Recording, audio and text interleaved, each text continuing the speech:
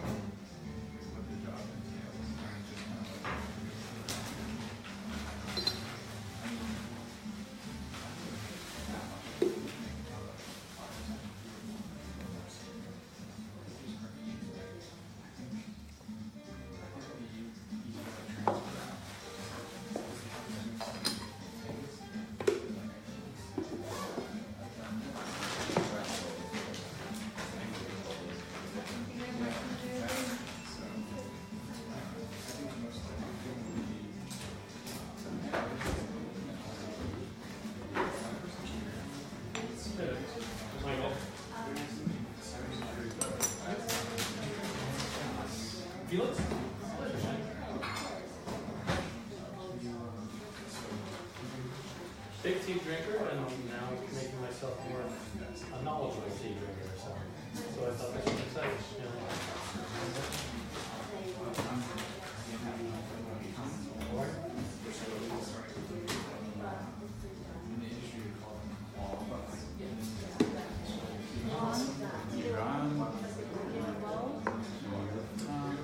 I was just about a month ago. I was walking up the street. And I just saw a tea house. I was working there. I was like, well, I'm going to check it out. And the whole day I was like, this place is amazing. This is my third time here. Where are you from? From Panama? Just in town, isn't it?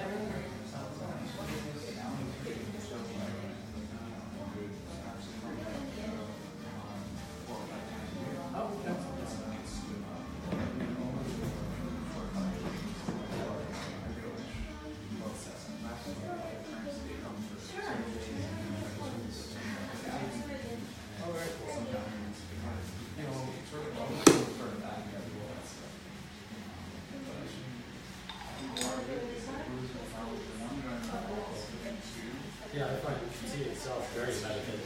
So, just as I get older, I just find myself drinking better and better tea. And so I'm like, well, that's a lot about it. Well, I'm here.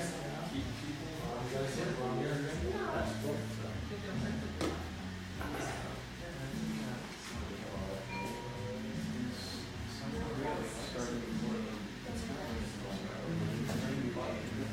Yeah. Because you start slow. And Which one? Oh, beautiful. I just realized I left the E on.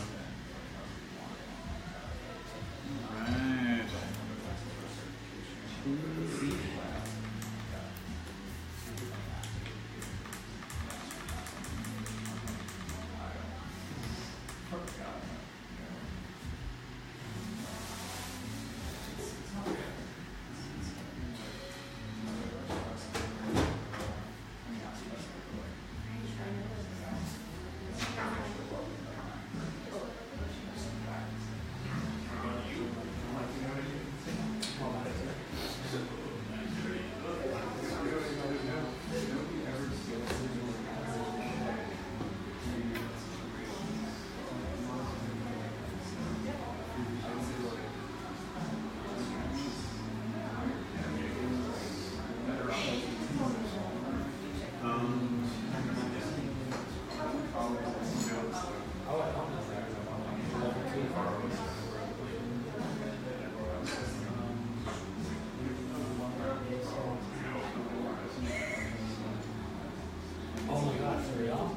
What actually comes with these? Are they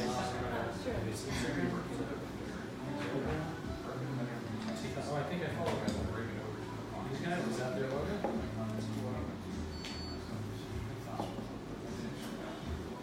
Hey, it's a global tea. John Larson. Still put the global tea on.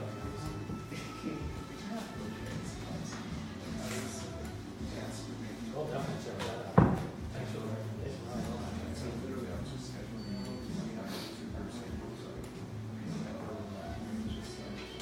What's that? Oh, it's wrong.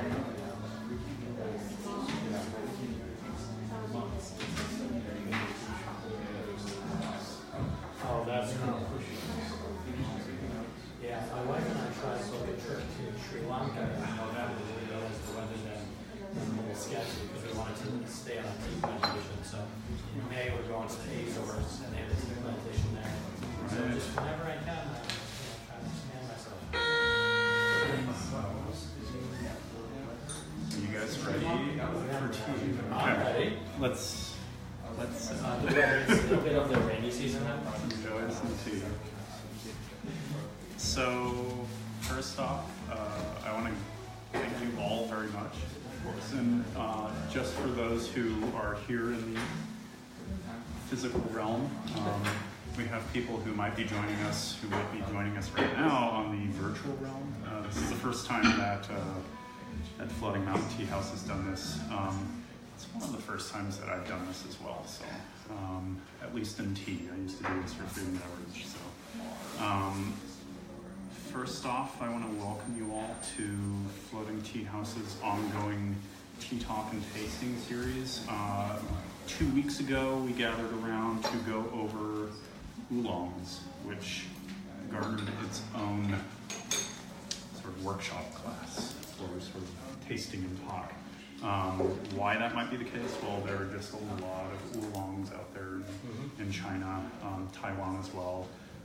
Other places make oolongs as well, but we focus primarily on Chinese oolongs. We had one Taiwanese oolong squeak its way in.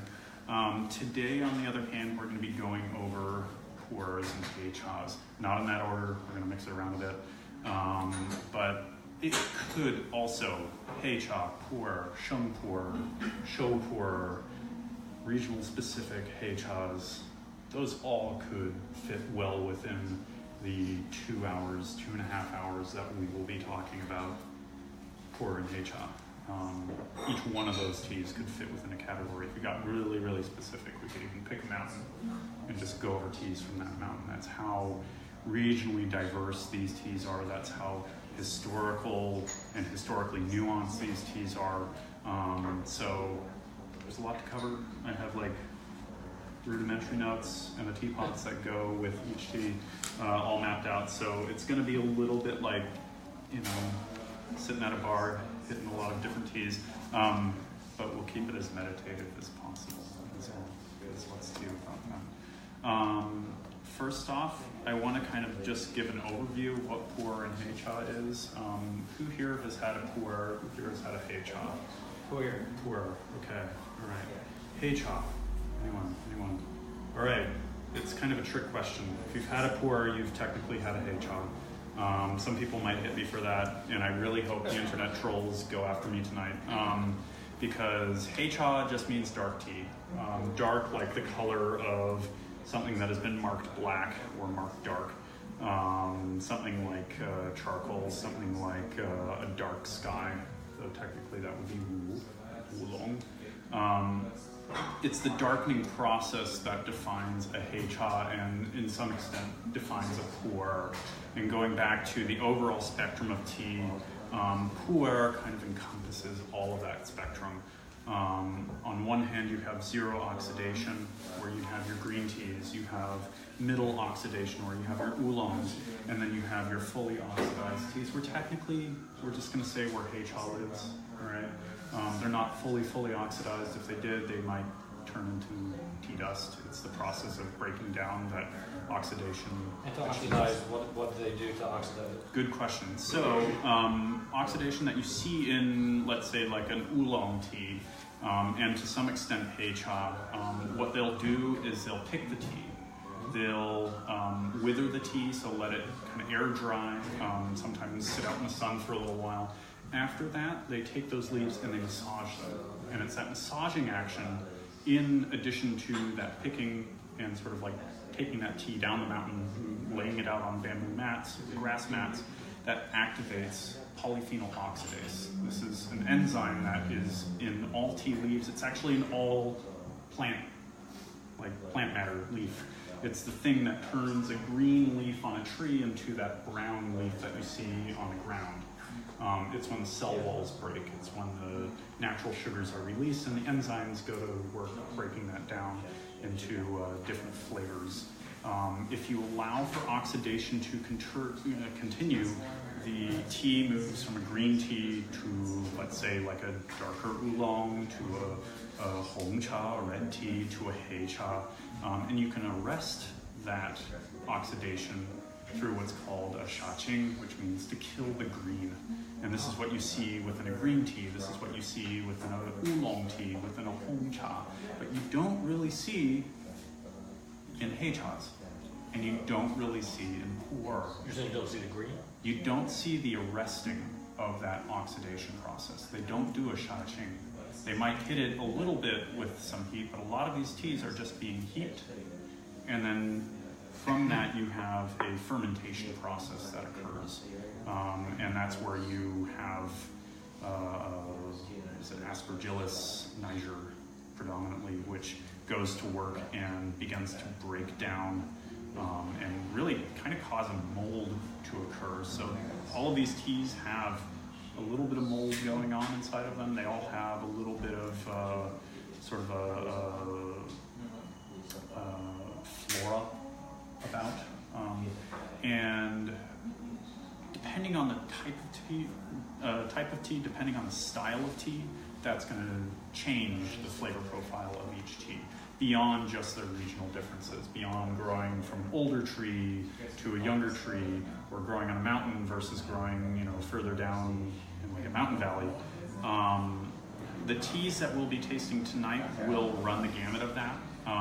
We will be starting tonight with heichas, partially because what we have here is kind of a curated selection of them, and it kind of shows right off the bat how regionally distinct each one of them are.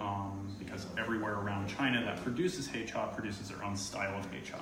And even within those particular regional areas where they produce Heicha, they even have different variations on this. So we'll touch on that, and then we'll dig into puer. We'll dig into puer, which we'll talk more about what really means raw puer. It's the character shum, means life, living, or raw. They start off life as a green tea, and then they, over time, through this fermentation process and that sort of prolonged oxidation, natural oxidation process, they become darker over time. And we have some tea cakes that are at different phases of that aging process. So then, just out of curiosity, what makes it, so Ceylon is not a Heicha, no. Because it's still a dark tea, right? It's dark in color, but this is a great question because when we in the West are exposed to tea, we have this notion of black tea. Mm-hmm. And black tea refers more or less to the color of the tea leaf. All right, so this looks pretty black, just looking at it. But for Chinese teas, a lot of time the color that they're attaching to the name of the tea refers more to the liqueur that it's producing. So you'll see with Heicha, it's not really a red color. It is instead a sort of dark brown, sometimes like akin to almost this color brown, whereas a Hongcha, red tea, is actually more like this color. We'll talk about different teapots and different sort of clays that we use for tea as well within this talk. So, both puer and Heicha have a long-standing tradition of being packed into things, and we'll go through the various ways that they pack these teas. This is what we call a Luan cha. This comes from Anhui province, around the city of Luan. They've been producing teas like this for hundreds, if not thousands of years. And why do you think they might pack teas like this? Like this is, if you want to pass that around, just kind of like see how heavy it is. See that at one point in its life it was like $14. This is pretty common tea. Well up into the 1950s, you could go to places like Guangzhou, even places outside of Anhui, and you would find teas like this. It was after the sort of mass production of tea that you saw a sort of momentary stop in mass production of this, or at least localized mass production of this. And it hasn't been until more recently that you start seeing people make Luan cha in sort of a traditional way. So this tea has been around since at least the late 2000s. Teas like this can age for decades, some people say. They certainly get kind of funky. There tends to be what they call golden flowers inside of the tea. They're not actual flowers, it's just a type of fungus that grows in things like Luan and Lubao. We're going to taste some of this tea. We have some prepared already. If we wanted to, we could dig into this tea and start breaking it apart. But instead, I've sort of brought something out. So this will be the first tea that we taste tonight. The reason why they pack teas like this, though, in something like this, or as we'll see later, into cakes or into bricks or into coin shapes or into melon shapes, the reason why they do that is because if they didn't, the volume of tea here, if not compressed, if not packed, would be considerable. It would be quite fluffy and quite big. The reason why they do this is so it's easy to transport. Also enables you to know exactly how much is in this particular sort of basket of tea. And they use uniform weights and measures for that. So now all of a sudden tea becomes a trade commodity through the packing of tea. When it's a loose leaf tea, it's a little bit more nebulous. How much tea do you have here? I don't know. How much tea do you have here? You're pretty sure you know how much tea you have here. So it helped. And because of that, tea like this, tea like Heicha, tea like puer, was able to leave its area of production and go outward. It became a trade commodity. Teas like this, again, originally from Anhui, became very popular in places like Guangzhou, places like Hong Kong. We'll have some other teas that were made specifically for export, so they had a certain flavor profile in mind. As you go further and further away from the area of production, typically teas age a little bit more. through the process of moving them. And so you see this phenomenon throughout China of where they originate, they tend to be a little bit on the greener side, a little bit lighter, a little bit newer when they're consumed. As they go further out, like let's say Tibet, let's say Mongolia, let's say, again, Guangdong province, they tend to be a little bit darker. And that's also why we see sort of the aging phenomenon when it comes to teas. We'll talk a little bit more about why teas moved when we start getting into things like puer, because there's a long-standing history of why teas particularly transport around China and beyond. If you were here last week, we had tea scholar and adventurer Jeff Fuchs come in, and he was talking about a particular tea trade route that again we'll kind of touch on when we talk specifically about puer. So, any questions as I like run through this? Yes. The golden flowers, is that what it's called? So does that mean the tea's bad, or you can still drink it? You can still drink it. Some people look for that. It's when you start seeing other colored molds that you kind of want to avoid. They can be a little on the psychedelic side, so, to say the least. But mind you, all of these teas that we're drinking tonight have been prescribed at one point in their creation as a sort of form of medicine. And that kind of touches back to one of tea's original sort of points or junctures in history, and that is tea as medicine. So things like Lulan Cha, you'll find these readily in Chinese medicine shops. That's where I found this one long ago. This is a tea that is oftentimes prescribed as something that you want to take along with other herbs as a form of medicine. The reason why is because tea has a quote-unquote detoxifying quality about it. It is, let's say, neutralizing to some extent. I wouldn't necessarily say that it is a miracle medicine. It's not a diet thing, as a lot of people are like, oh, tea is good for dieting. It's good for dieting if you're like not drinking Coca-Cola and you're replacing that Coca-Cola with tea. So, any other questions?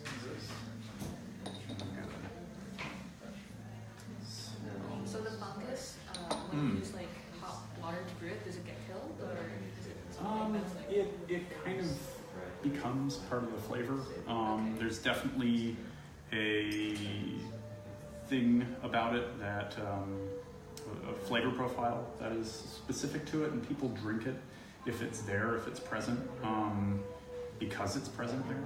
So, like, they seek it out, some folks. Then why can some teas touch air while other teas you're told to make sure that it's like hermetically sealed? I love that question. So all of these teas, Heichas, puers, benefit a little bit by having access to the environment around them. In this case, Heicha and puer will advance in the aging process through fluctuations in moisture, humidity, heat, dryness.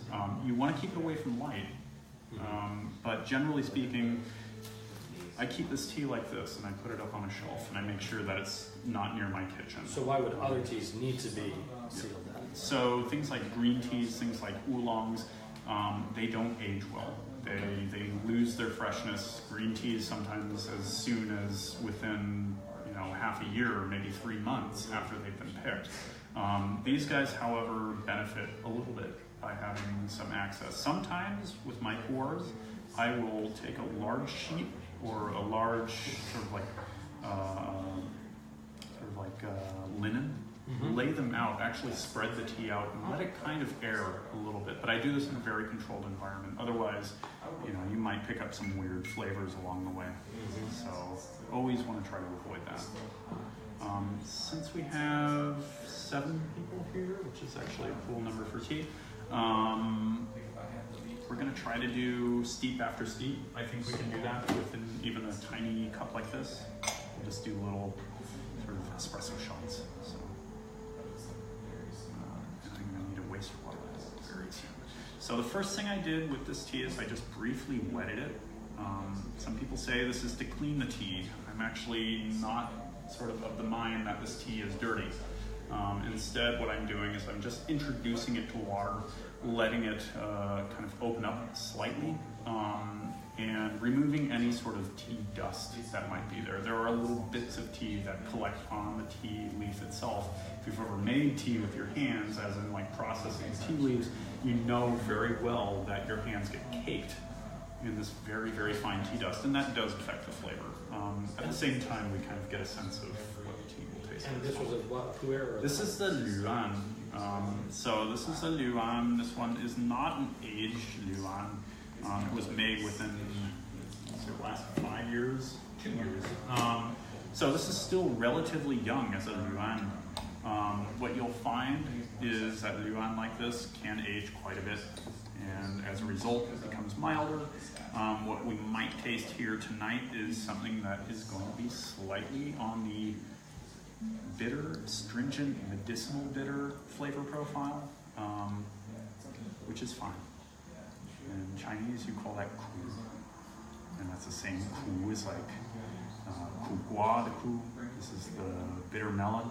If you've ever had bitter melon, you might pick up a little bit of that bitter melon flavor. If you don't like bitter melon, you're shaking your head and you're like, oh God, I don't like bitter melon.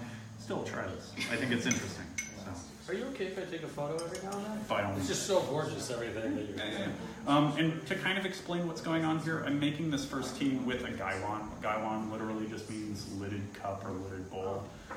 They've been making tea like this since the Ming Dynasty. That's when you had tea first being made, at least in an official way, by brewing the tea leaves, not whipping it up into like a froth or like something akin like matcha. That was when they ground the tea leaves. This instead, we're using the full tea leaves. And what you see with this luan cha is the small buds of the tea plant. So buds, and in some cases, a little bit of the stem. And then if you look really hard, you might also see some of the bamboo that is used for wrapping. It's this bit. Some people like to throw that in there. I kept it in there for fun. Some people say it kind of smooths out the flavor, which for a tea like this, which can be slightly astringent, that's not always a bad thing. Beyond the gaiwan, what we're doing is we're drinking out of small teacups. These are actually quite large for Chinese-style teacups, but we're at a tea house, we're going to enjoy some tea. When you drink tea from a teacup, there are 3 steps to this, and they're kind of the 3 jewels of gongfu cha, at least when you appreciate tea. And that is, first, you look at the color of the tea, right? Appreciate its color. Appreciate the scent of the tea leaf, the tea liqueur. And then when you drink the tea, don't be afraid to slurp. As a professional tea taster, you do this to aerate the tea, to bring the tea up onto your soft palate, where you can taste the full kind of bouquet of flavor that you get with this tea. So, just like...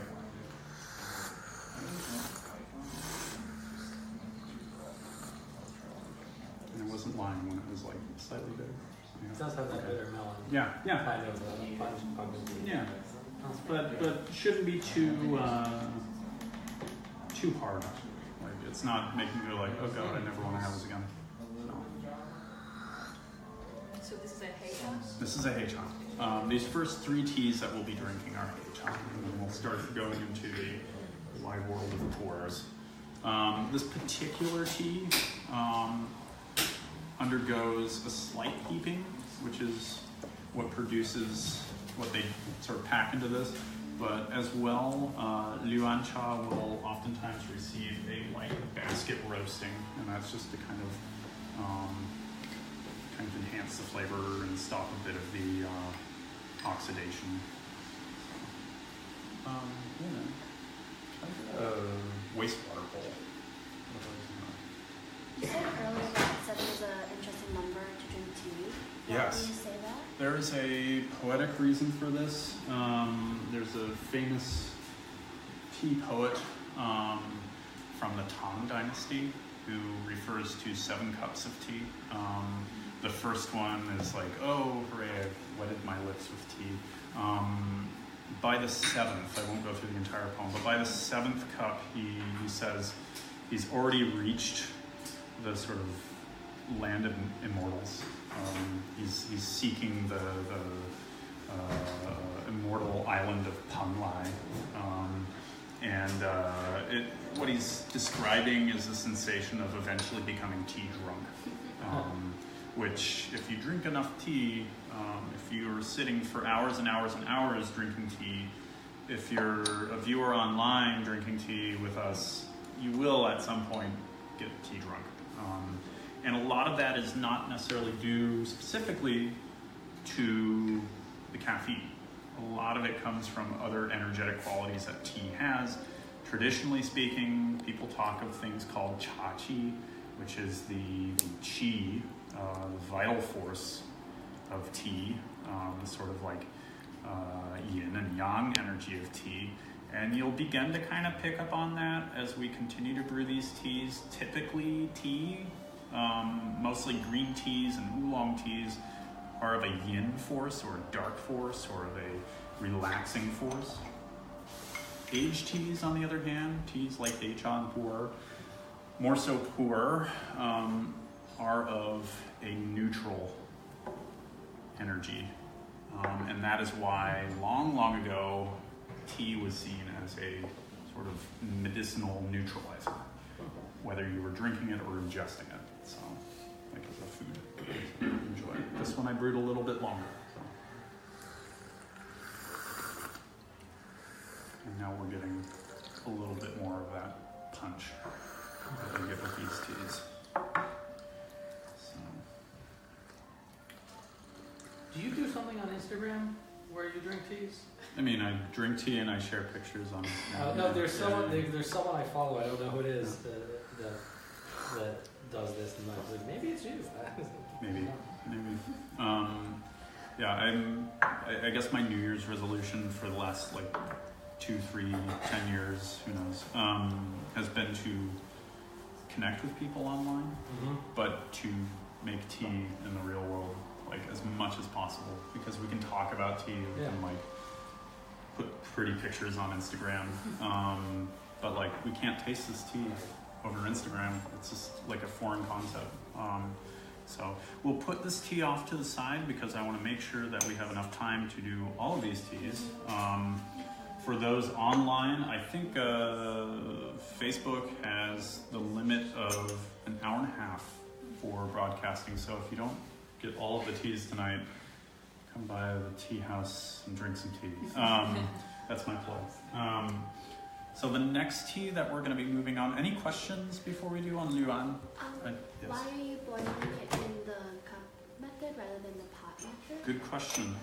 So I'm actually. That's a great question. Why am I steeping versus using a gaiwan versus a teapot? Well, you just caught me at an interesting point because I'm going to make this next tea in a teapot. I shouldn't have put water in that gaiwan. Bad tea server. That's a great question. And the reason why is partially because I felt like it. Luan at the same time, they're very tippy leaves. And I think having something like a porcelain gaiwan helps to cool off that tea very quickly. So as a result, you don't run the risk of over steeping something like this. When I'm at home and I'm making Luan, I usually make it in a porcelain vessel for that same reason. If I really want to push the flavor of that tea though, I will put it in a little vessel like this. Broadly speaking, this is what we call a chahu or tea vessel, but it means teapot for those who don't speak Chinese. I would like to call this a Yixing chahu. Yixing is the town where the clay is mined and has been mined for at least since the Song Dynasty, maybe longer. And they've been making vessels like this since the Song Dynasty, but originally they were as wine vessels. You would drink wine from something like this, either drinking it individually from the pot or putting it into a small cup. You have your own little wine pot. By the Ming Dynasty, however, as they start to shift from teas that were whipped, like the matcha, to teas that were brewed, people started to apply or use these pots as tea brewing vessels, so we call them chahu. This one, the clay is from Yixing, but has been made in Taiwan, and was made in 2010, little dates on the bottom here. This one I've been brewing tea in now for close to maybe 8 years, and it's always been brewing Liu Bao, which is what we're going to be making right now. Liu Bao is similar in a sense to Liuan, in that oftentimes they take the leaves and they press them into kind of a loose, I'm not going to call this a cake, but kind of a bundle. A lot of times you will see these either pressed into a basket or wrapped into a cloth, or sometimes pressed into a cake. Other times they're just loose leaf like this. This one in particular was, through the processing, probably had a little bit of moisture come into it. You might taste something like that. But that's just something that you will find to be the case with a lot of these aged teas. And going back to your question of like, how do you age a tea? What do you expose it to?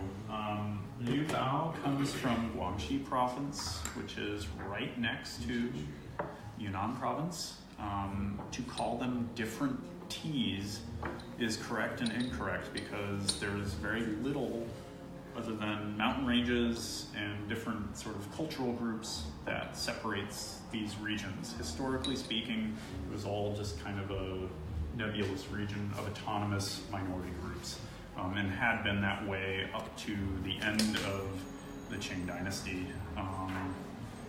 So rinse out your cups so you don't get some intermingled flavors. Even to this day, you go to places like Guangxi, you go to places like Sichuanbana in Yunnan, and you'll still find areas within the mountains that really don't register as being Chinese, as being Han Chinese, and they're very culturally distinctive. They share a lot more with what's going on in Burma and Laos and Vietnam than what you would find in China, both linguistically speaking, culturally. It goes down to the food, it goes down to the medicine, it goes down to the way their houses are constructed, and for that same reason, it also goes down to the tea that they produce. In these regions too, teas are oftentimes packed again in baskets like this, or sometimes you'll find them in bamboo tubes. Just many different ways of making tea like this. So to say one is the right way is to limit yourself to a lot of different possibilities when it comes to tea. So. And you mentioned you make this kind of tea in that particular pot. Mm-hmm. And one thing that I've been not fully figured out. Yeah. So technically when you have these more clay pots, yep. do you only use one kind of tea? Yeah. Typically, yeah. Depends on how, I'll just put the word out there, depends on how crazy you are. I'm a little on the crazy side. I don't mean crazy in a bad way, I mean crazy in a great way. I used to have just one teapot, and I dedicated it to high mountain Taiwanese oolongs because I really liked high mountain Taiwanese oolongs. That was 15 plus years ago, and I still use high mountain Taiwanese oolongs with that pot. I haven't deviated from that. And is it more about tradition, or is it more just about you don't want to mix the flavors because the clay absorbs it? Exactly. So imagine these teapots to be akin to like a cast iron. That's what I was thinking. Skillet. Mm-hmm. They will season. The term is yang, or yang. It means to raise, like you would raise a child. You're raising a teapot. And so over time, if this is the big if you keep that teapot to that one tea, you will over time begin to taste the effect of that. And a good example is the other day I was going to sit down and make some dark roasted tieguanyan. This is a style of oolong that you find in Anxi province, or Anxi County in Fujian province. I rinsed out the teapot, and the liquid that was coming out had a slight flavor of that tea. And there's an old adage that, say, after 100 years of using the same teapot with the same tea, you just need to put in hot water. So it's kind of getting along that way. I was kind of laughing about it. I probably just need to clean my teapot better. But that said, what you will find is if you brew, let's say, this tea, which has its own distinctive flavor, if you brew this and then you start brewing, let's say, like a high mountain Taiwanese oolong, you'll begin to get a conflicted flavor profile over time. Not immediately, but and if you want to get really crazy about your teapots, you'll pair the shape to the tea. This tea is very big leaves. They can expand a little bit. That's why I picked out something that is a little bit taller. You'll find when I start getting into cake pours, it's going to be considerably different. There are some teapots that I even select the clay thickness or even the style of clay to be specific to the tea that I brew. So this is down the rabbit hole. So again, let's just enjoy. It's very earthy. Yeah. For those who've had puer, you might find some similarities in this flavor profile. So what is this called again? This is a new bao. Which is a food? No, okay. These are still Heicha.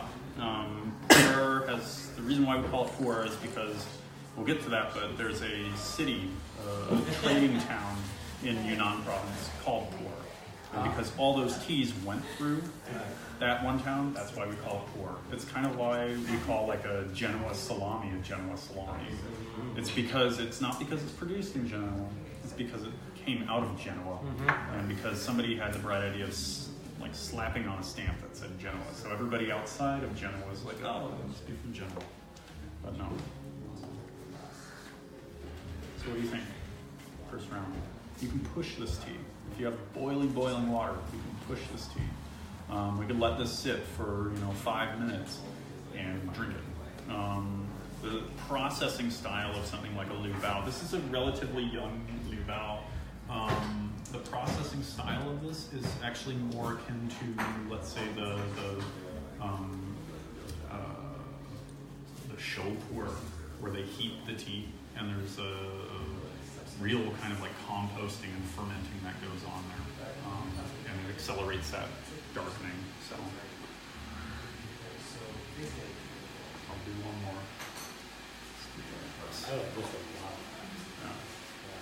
Still has a little bit of that medicinal note to it, just ever so slightly, but certainly not as much as the Yuan.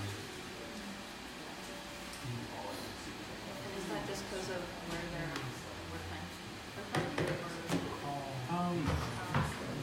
the bitter note that we're getting, I think with the Luan, we're getting that mostly through the fact that they're really young leaves.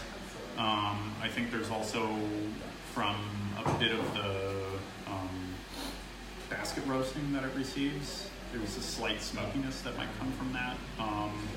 And then I think a little bit comes from the localized sort of flora of the area where these are made. That flavor specifically, that sort of medicinal green note, you'll also kind of taste if you get into really young Shengpuer. They might have this like really strong smoky and mineral note. But yeah, it's kind of where I think it's coming from.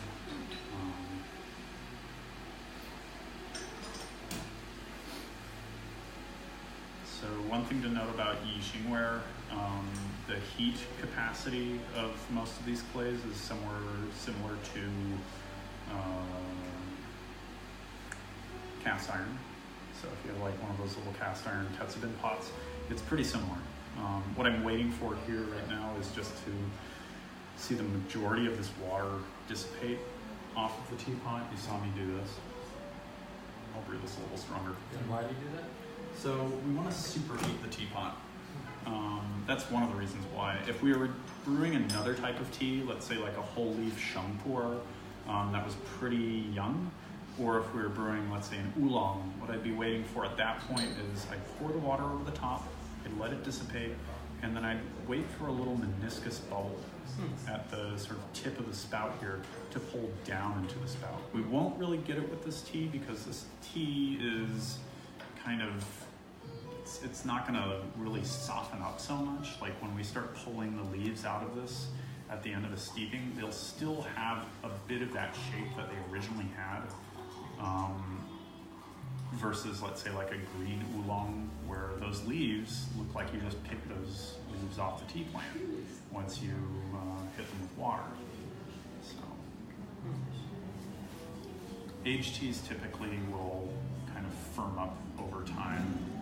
We'll see that a lot when we get into the caked teas, where they are literally as hard as a brick, or kind of at least keep the shape of.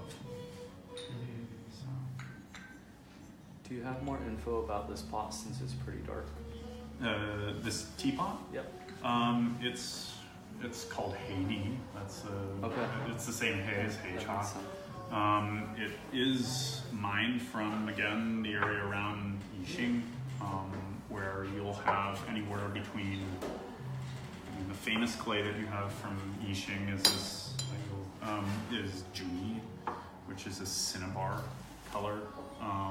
But you'll even find things like purple clay, like this guy is probably made in the mid-century, 1950s, 1960s. This is, out of all the teapots that I have, this is the closest of actually being purple. It's like a dark, dark brown.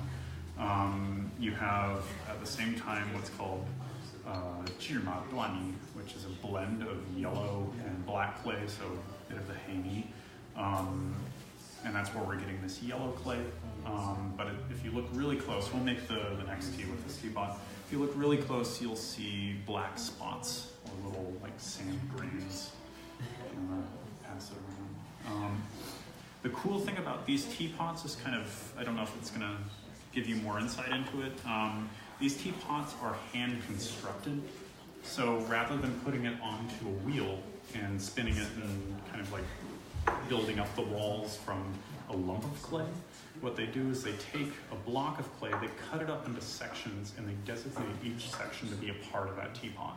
So one part will be flattened out into this sort of ribbon, and that will become the walls of the teapot. One will become the base of the teapot. One will become the top of the teapot, and then the spout and the sort of handle here. So they do that through a hand-built construction, which is different than, let's say, if you were to make a piece of porcelain like this, you would put on a wheel very fast and just make it like that. The process tends to take a lot longer in terms of the initial build out. A pot like this can take, a couple of days to build if it's a really skilled and meticulous artisan. This particular teapot is kind of fun because the exterior has been stippled, which if you look at it really closely, it has a slight kind of almost like orange skin quality to it, and that is done by hand. So that's not like in the kiln, that just happens by them. Yeah. So is it the difference between these teapots and like the hand-thrown teapots is just quality, or is it also with like flavor of like keeping it? Good question. So Lena at Floating Mountain has, the majority of her teapots are what we call Chaozhou. These are from the city of Chaozhou in Guangdong province. They're really cool teapots. They are hand thrown on a wheel. So if you look inside, the interior is lined with all these concentric circles. That's from building up the teapot. Typically they're using a more watered down clay, which enables them to use or produce a little bit faster and a little bit smoother. I find that to be, let's say, easier to yang a pot, as in it wants to absorb a little bit faster. So you can raise a pot very quickly if it is one of these teapots. If it is medium fire. With these teapots, they range in density, and that's because of the different densities of clay that they sieve out, and depending on the artist who's making it, they might have a denser clay for that, or they might have thicker clay, or they might use, like, this teapot is very, very high fired. It's super shiny. You can like see reflections on this teapot, and when you do like that's what you want to hear in a teapot, at least a very high-fired Jungi teapot, versus this guy, great pot, but this clay tends to be low fire. They usually don't high fire Jirmagwani. You hear that? And it's a little sandy, like that. The same is true with some of these modern purple clay genie teapots. This one's a little high fired, but it's also a little gritty. All right, so I hope that helps to answer some of that. I want to teach do a talk specifically on teapots too. I was gonna say we got a whole day. It's very easy again to kind of go down the dark tunnel of let's hear Scott talk about his teapots, which I'm happy to do. But do you mind if I ask one more question about go that for pot? it, please. Okay, please. so since it's Haney, Yeah. I have a Haney pot too, but Yes, it's you do. new. Yeah. And it's not as dark as that. So my question is, you said this was from Taiwan. Mm-hmm. Was it really high fired, and did that contribute to the color, or was it over time? Was it originally a different color, and since you were brewing Liu Bao, and did it change that color over time, or combination? I love that particular question too, because Haney oftentimes has a slight red, like brick red color hidden in it. And this pot had that. As I continued to brew it, it darkened, and it also got slightly glossy. When you look at the sort of rim of this teapot, you see its original color. The red has long since disappeared, but it was kind of a buff gray. It didn't begin to shine up until I started using it, and a lot of that's because the tea oils start to accumulate in the pot and outside of the pot. Part of that is me just pouring tea on top of the teapot with use, but part of it is the tea coming from the inside, absorbing and moving out onto the surface of the teapot. I also do some pretty gross things with my teapots. I like to rub them with my hands so that there's like human oil on it. So you go to some tea villages and they're like rubbing them on their faces. So because you're a human, you're covered in, people oil. So just don't do that after you've like ridden on the New York subways. So virtual audience doesn't need to worry about that. So we're gonna move to our next tea, if that's okay. I don't want to make people sad who really like that Liu Bao. All of these teas, by the way, can receive many receivings. I'm just doing 2 or 3 tonight. A lot of these teas you can do upwards to 10, sometimes 12, sometimes just brew them all day. Like, if you really like a tea and you just want to see what it tastes like, just keep brewing it. It will eventually become very, very sweet, kind of like a sugar sweet, like a sort of raw sugarcane sweet with time. But if you like that flavor, it will have that signature tea note to it. But so the next tea that we're going to brew is kind of a special tea. All of these teas are pretty special, but this one is one of the older ones that we're going to be sampling tonight. It is from 1992. It is one of those export teas, and this one is being produced in Sichuan, which is a province right next to Yunnan, and in between. On the other side of Yunnan is Guangxi, so kind of give you a sense, we're going further west. And the cool thing about this tea is that although it's produced very similar to a puer, it's being packed into a brick shape. If we had the tea in front of us, before we broke it off, I can pass that around. It was in a big brick about the size of a shoebox. This one was made specifically for Tibetan consumption. All right. So I mentioned earlier that tea was packed into denser shapes to export. Part of that is to, of course, keep it a little bit easier to transport. This is a whole lot easier than like a big sack of tea. again, this is a regularized weight. All right, you get enough of these, and you can have like a gin of tea. The other reason why you do this is because it allows you to trade tea, and in this case, starting from the Han Dynasty, they started trading tea for horses. And this is where you have, over time, the creation of what's called the Chama Gudao. Chama Gudao literally means tea horse ancient road. Cha, tea, ma, horse, Gudao, which is old road. And they were going up through, starting from Yunnan, sometimes starting from Guangxi, not Yuan, but starting from Guangxi, starting from Yunnan, in some cases starting from Sichuan, trading their technology, which is tea, all right? It's like a medicine. If you had really bad water and you wanted something tasty to be in that water that might be a little bit more nutritious, you'd put tea into it. They were trading this and bringing this up through Tibet and trading it for goods in Tibet, but they were also trading it for horses that were coming from Mustang, which is in Nepal. So you had people trading physically donkeys with tea on their back and bringing back donkeys with horses in tow. It's like saying, I've got this nice medicine, you've got a hot rod, let's make a deal. The cool thing about that is that everywhere that tea went, like I had mentioned before, the signature flavor kind of evolved and came about. So this tea that was made in Sichuan, this is a Heicha, and was traded in Tibet, is very particular, not only to Sichuan and the tea that comes from Sichuan, but to the flavor profile that Tibetans wanted.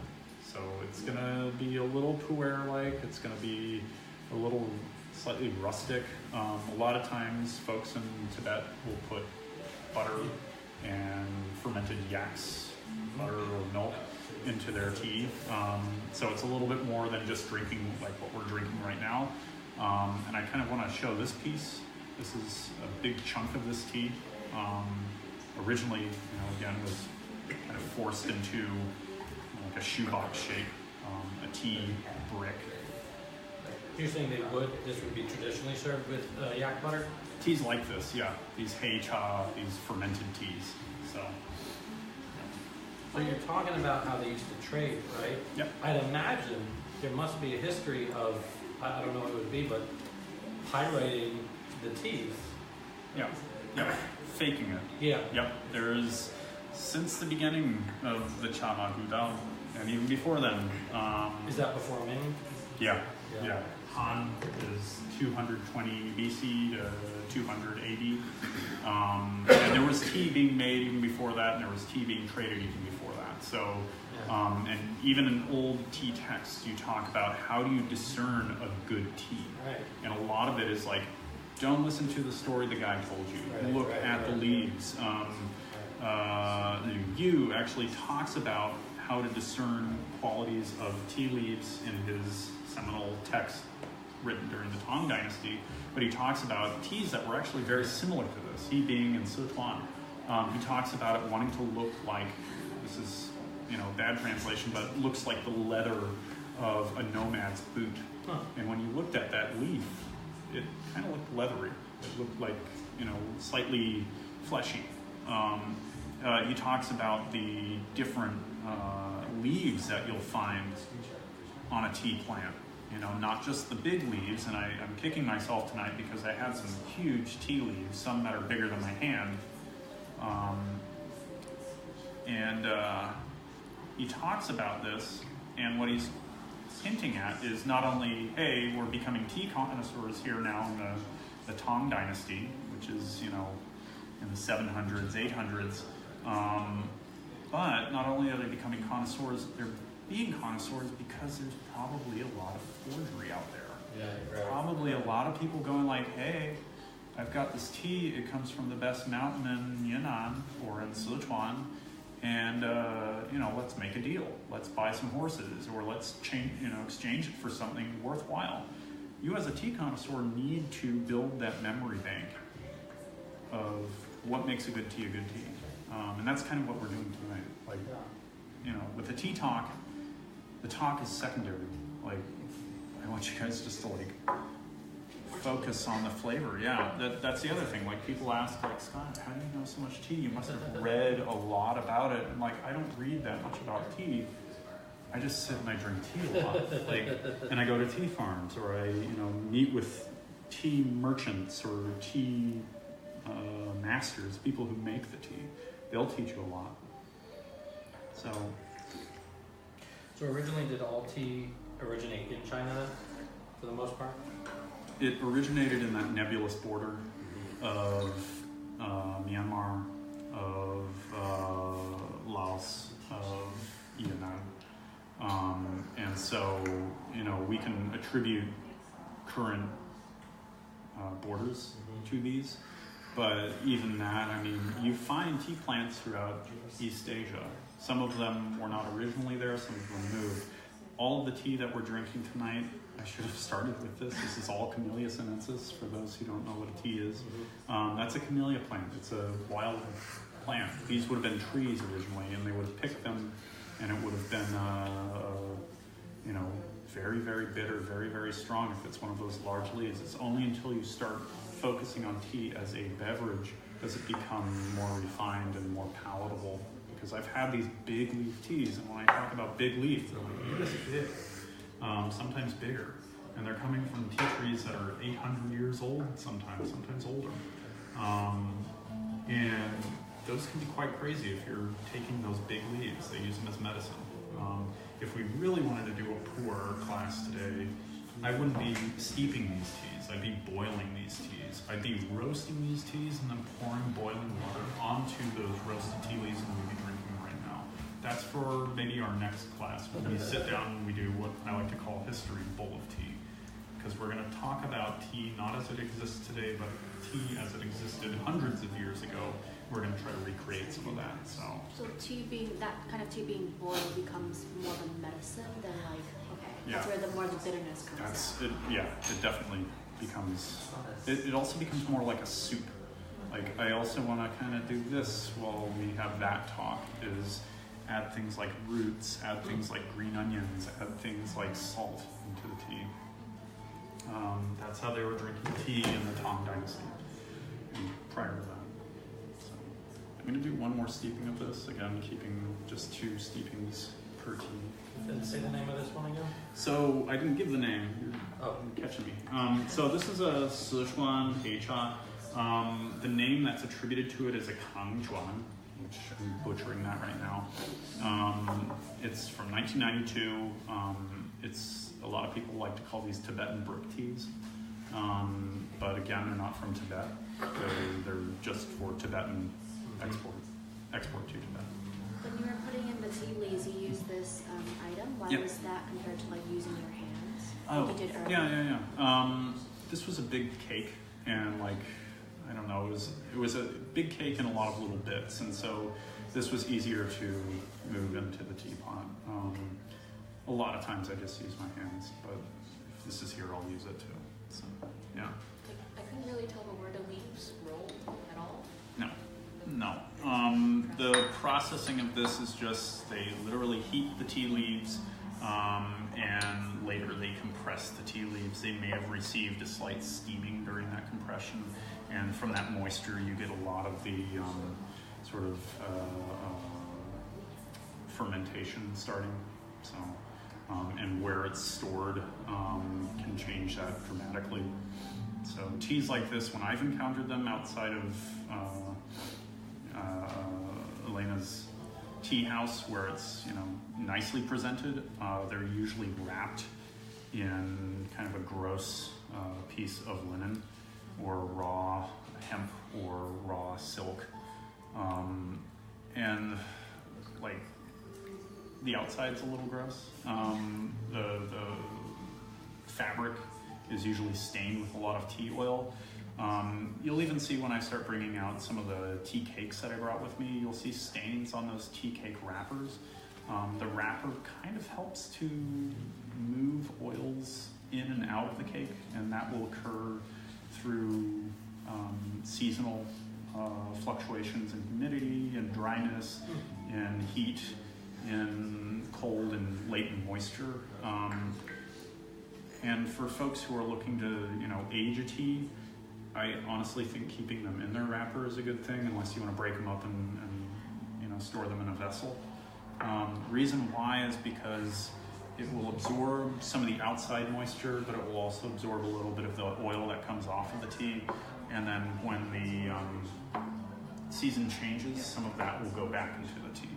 So a lot of people who drink puers and heichas that are wrapped sometimes avoid drinking them in times like either the heat of summer or in the cold of winter, because it's going through a weird exchange at that point. It's only when sort of the outside temperature levels out do some of these folks want to drink those teas, and that's because that's when the flavors are a little bit more active, a little bit more interesting. So. And that's mostly for Heicha? Heicha and puer. Yeah. I'm sorry, when are they more active? Like springs and falls when it's not super wet, like rainy seasons of summer, or when it's really cold, so it kind of shuts down. So This I like the last one. This one is fantastic. this is also what you taste when you get an old tea. If you were here last week and were listening in on Jeff Fuchs, he was saying, let's, at least locally where puer is made, they don't drink a lot of the aged puers. It's only when you get outside of the specific localities where the tea is produced do they start drinking aged teas. Part of that's because tea is all of a sudden a little harder to get. You don't have the fresh tea available. It's coming. There's time in between. A tea like this, when it would get to Tibet, would take anywhere between 6 months to a year to get there. So it would no longer be a green tea. It would taste more like this. But this is from 1992. So you're saying if we were to drink this freshly created, it would taste more of a green? Yeah, it would actually taste a little bit more like this Yuan, which is still quite young and green. And would it still be a dark in color, the leaf? Because it wouldn't be as dark. It would be a little bit brighter. But even this was kind of like russet. So I want to move to our next tea, but does anybody have any questions or anything like that? Okay. All very good questions. And out of all the teas that you can find in China, these are probably the more complex in terms of trying to wrap one's head around. Largely because there's just so much local diversity when it comes to these teas. Now that we have kind of gone through the heichas, not to say that these are by any means the end-all heichas. There are hundreds of different types of heichas in China. You have heichas in Henan, you have heichas in Hubei, you have heichas produced throughout China, many of which are not famous. And heicha in general are not very famous. Liu Bao, Luan tend to be the more well-known. The Sichuan tea is not as well-known. So, since we've gone over heicha, I want to shift now to puer, if we're ready for that. Is everybody ready for that? Okay. I'm going to start off by just making a very complicated show of different types of teas that I brought. And I don't expect anyone to keep up, so it's okay. Don't worry. I'm going to show you heichas in various different forms. First off, puers in various different forms. And first off, I want to show you the first of the puers that we're going to drink. This is one that I picked up when I was in Nanuoshan several years ago, sourcing teas with a few of my buddies who might be on the internets right now. This is from Nanuoshan. Nanuoshan is one of the famous mountains of Yunnan in Sichuanbana. Pass that around if you want to take a sniff, if there's a flavor there. Yeah, a little bit. This is puer. It's puer tea. It's a loose leaf puer, and it is more what we'd like to call a mao cha. Reason why we call it a mao cha is because it is more or less an unfinished tea.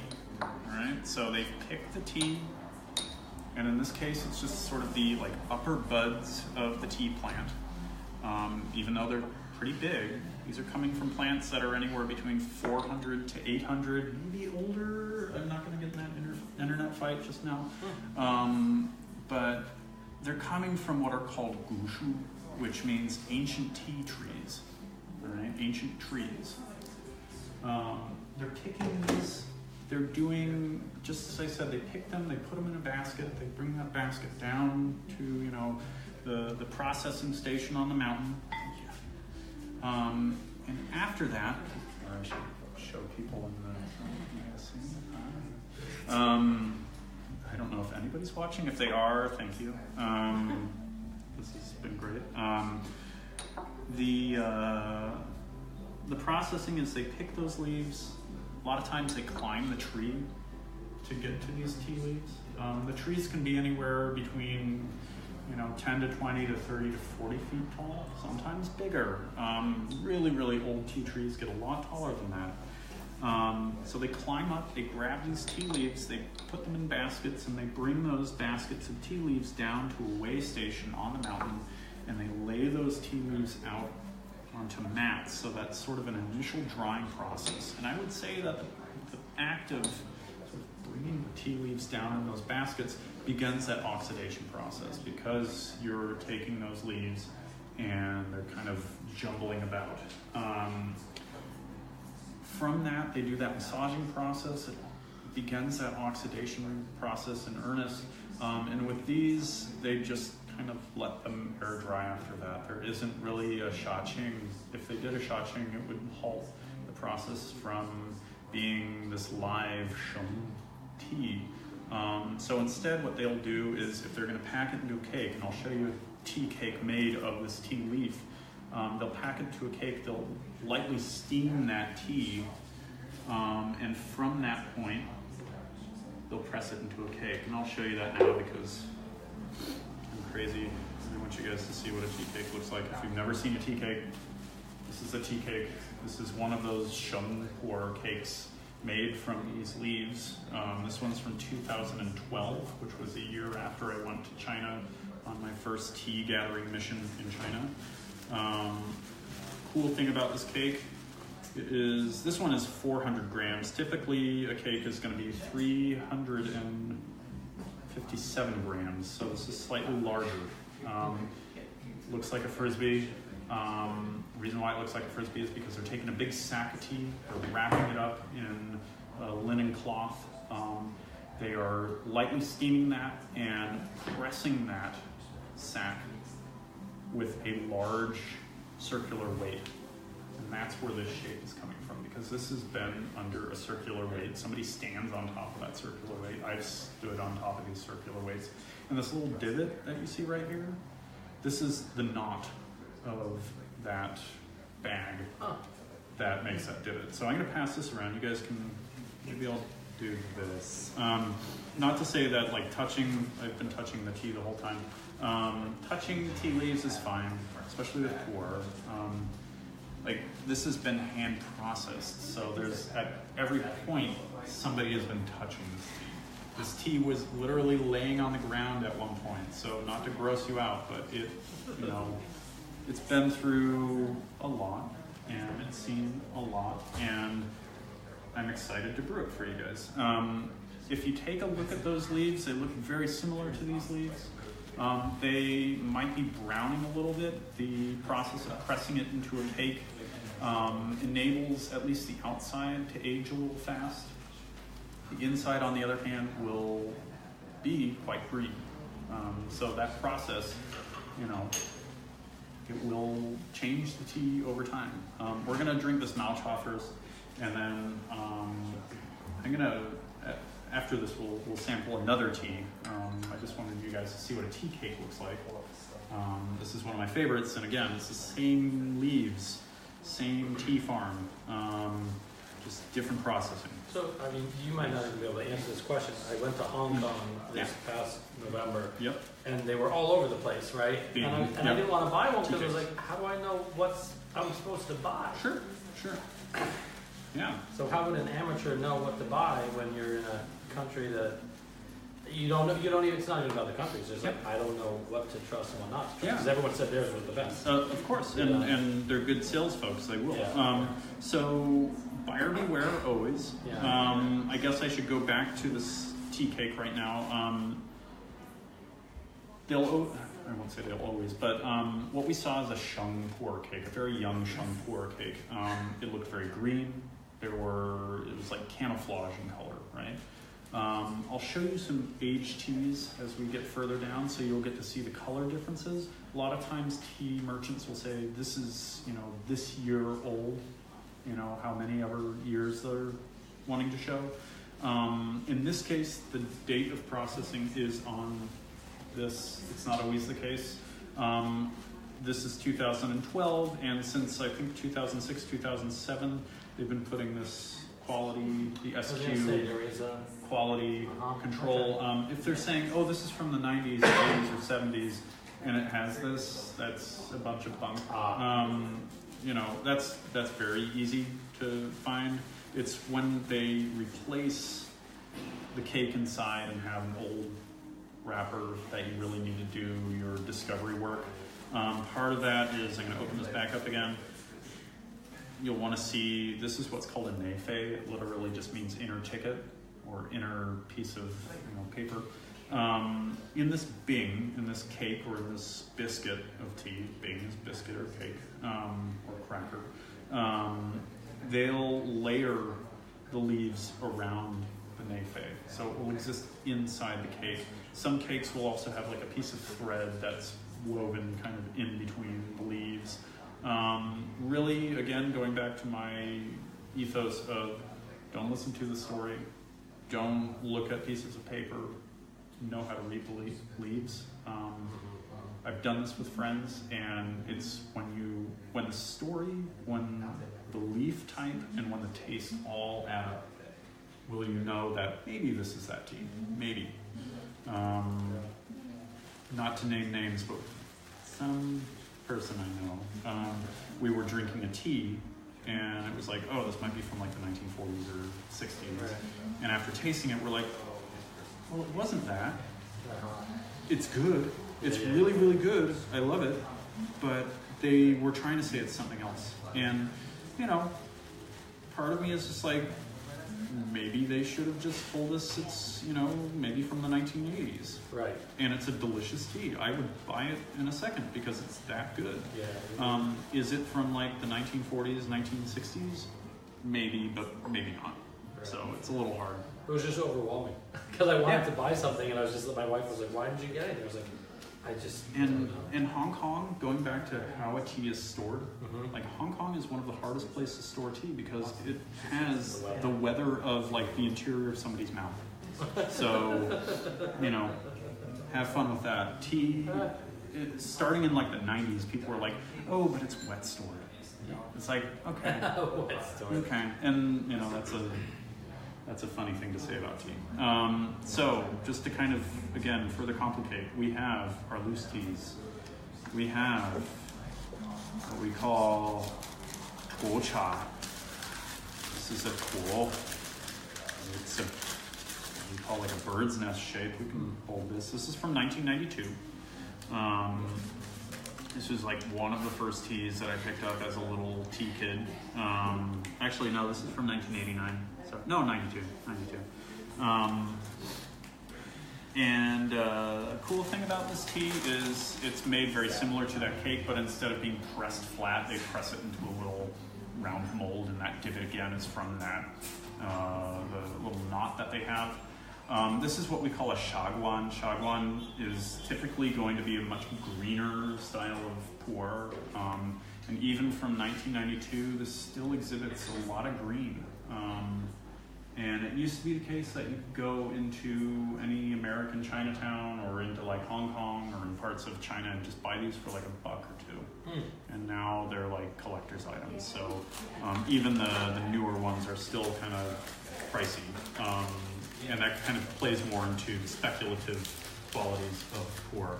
We'll brew, if we get time, we'll brew a little bit of one of these. I brought two, one that I've broken into. And they're put in funny little flavors. We also have, and we'll kind of go through this further, tea bricks. Chachuan. This one I've broken into. It has an elephant on the front of it. Lena wanted to share with us that in Russia during the Soviet Union. Yep. Am I allowed to say this? They had tea that also had elephants on the front of it. I was curious why elephants, and she said, well, it's Indian tea. In this case, it's from Xishuangbanna. Xishuangbanna technically should have forest elephants in it still, and they're very proud of their forest elephants. So you'll sometimes see elephants on Yunnan tea. This is pressed into a cake. I've already broken into it. It's like a chocolate bar. I've already eaten half of it. It's still very good. I'm just aging it. We'll try to break into that later tonight. So lots of other shapes that puer come in, and just to show you, this is a mini tuo cha. All right, same as the big one. It's just super tiny. That one was made in the mid-1980s. Super densely pressed. My guess is they used a little mold for it. They didn't actually individually wrap a tiny tuo cha. And so it's still has this sort of camouflagey, almost green note to it, but that green has been kind of replaced by an aged tea brown. And then finally, so that we can get our hands all over this tea, this is what we call a dragon pig. And this is another famous shape for tea in China, specifically with puer. Would that be for one pot? Basically? For one pot, yeah.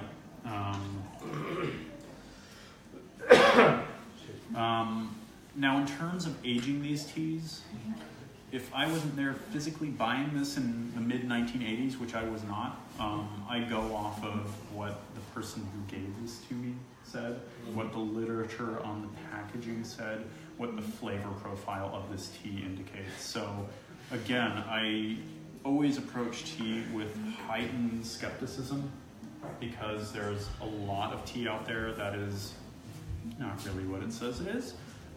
So I don't go off of that. But a lot of the teas that, at least within the collection that I am presenting you tonight, a lot of them are coming from tea collectors. These are folks who are just mad about tea, have been collecting it their whole life, and offer little bits of it to us. Other than the teas that I've personally sourced from the mountain, was physically there when they were being harvested, and saw the processing from start to finish. So this is one of those teas. So specifically, I'm using a Jima Guanyu pot for this. It's a very thin-walled pot. It's a very flat pot. It's ovid. It's like a squished oval, and it has a very large opening. The large opening allows for me to put very large leaves into this. The thin walls allow for it to cool down once I've poured water over it. This sort of low fire of this Jima Duanyi enables the tea pot to kind of suck in some of those harsher flavors that you might find with a greener puer, a sheng puer. So specifically, I have been brewing just sheng puer in this teapot. And I think it works really nicely for sheng puer. And Young sheng. Sheng and what is the other thing? Sheng and shou. Sheng and shou. And Yeah. primary differences are what? So these are great questions, because I'm not setting it up. No, so, I ask you a lot of questions. No. If you didn't ask, I wouldn't tell. We'd be drinking and going what is Scott serving us? So sheng puer is how puer has always been originally made, going back to maybe thousands of years ago, maybe 6,000 years ago, who knows? But it refers to tea being in its raw form. Its raw form or living form. The character for sheng is sheng as in life. S-H-U-N-G? S-H-E-N-G, sheng. And that's the original form. It's the original form. This is a sheng. This is a very young sheng. Some might even call this a mao cha, which just means like raw or unfinished tea. It's going to be very grassy. It's going to be slightly smoky. Should have kind of a lingering honey finish to it. It does. Yeah, like a raw honey. Just like oolong. Like oolong. Yeah. Nice. Yes. Very juicy. When you go to Nanmoshan, when you go to a lot of the mountains where sheng puer is being made or mao cha is being made, mao cha is usually not like something they want to sell you. They're like, oh, this is just mao cha. You know, it's just unfinished tea. This is what tea farmers typically drink on these tea mountains. They take a big tumbler glass, or they take a big mason jar, or they take their coffee cup, or their like thermos, and they just throw it in there, and that's what they drink all day. And you can literally drink this tea all day. It will have this flavor. I'm probably going to save this tea, and not to gross out people online, but I might be drinking this tomorrow too. So you cast it, it's not going to destroy it or get moldy? You'll get like a slightly stale flavor. You know, but if you know that's going to be there and you're okay with it, hooray. You know, puers are like that. Not to gross people out. Don't do what I do. But cool thing about this is, even though tea, I don't really call it a hydrating beverage. Like, you're not going to get hydrated by drinking lots of tea. This feels at least like nourishing. And a lot of times they drink this and they eat meals, they drink this and they work in the field, they drink this and they do their daily tasks. They're just constantly drinking this tea. And so, again, being a mao cha, they don't expect to sell this tea. This tea is in the beginning stages of it becoming a finished tea. Either a sheng puer, where it's still very live, or a shou puer, where they heap the tea into this sort of like this compost pile, let's just call it that, in a very moist and hot environment, and it forces the fermentation of these leaves to occur. We'll taste some of those teas after we taste. You said that you might drink this tomorrow in this Yeah, pot. I've been yeah. told like that you shouldn't drink Yeah. like tea. Is that Yeah. like a myth, or is that or is this tea an exception? No, I mean, I think your friends were being really nice to you in saying that, because yeah, it's probably not the best thing to drink this the day after. I do that because I like this tea, and it's like I know that there's like maybe 20 steepings in it. Yeah. So, you know, I'm doing it because I'm cheap, and I'm like, I love this tea, even if it tastes slightly different. Hopefully it's not going to kill me. But, you know, I always make sure that, if you noticed, I like take the lid off the pot every time I brew the tea. I don't want to cook these tea leaves, so if I kept the lid on the teapot, it's going to stay within that hot, wet environment, and you're going to miss out on some of the final steepings of this tea, I think, because moisture and heat steeps tea, whether it's filled with water or just a little bit. So. I also fluff up the tea leaves,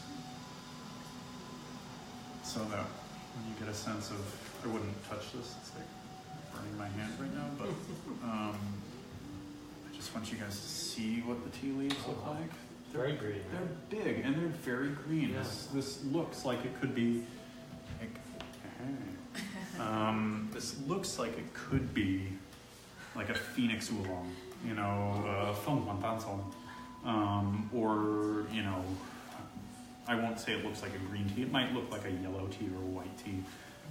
Because it is going through an aging process, because it may have received a little bit of heat from the sun, or maybe a bit of a steaming at some point. Most sheng puers will receive a slight steaming when they're being processed into a cake.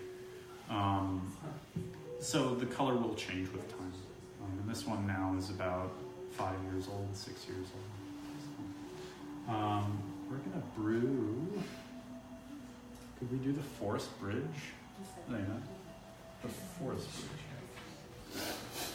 So, forest bridge is coming from Jingmai. Sorry. Bad Tinas.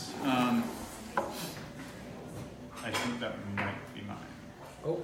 I don't wanna take it away from you. Oh, that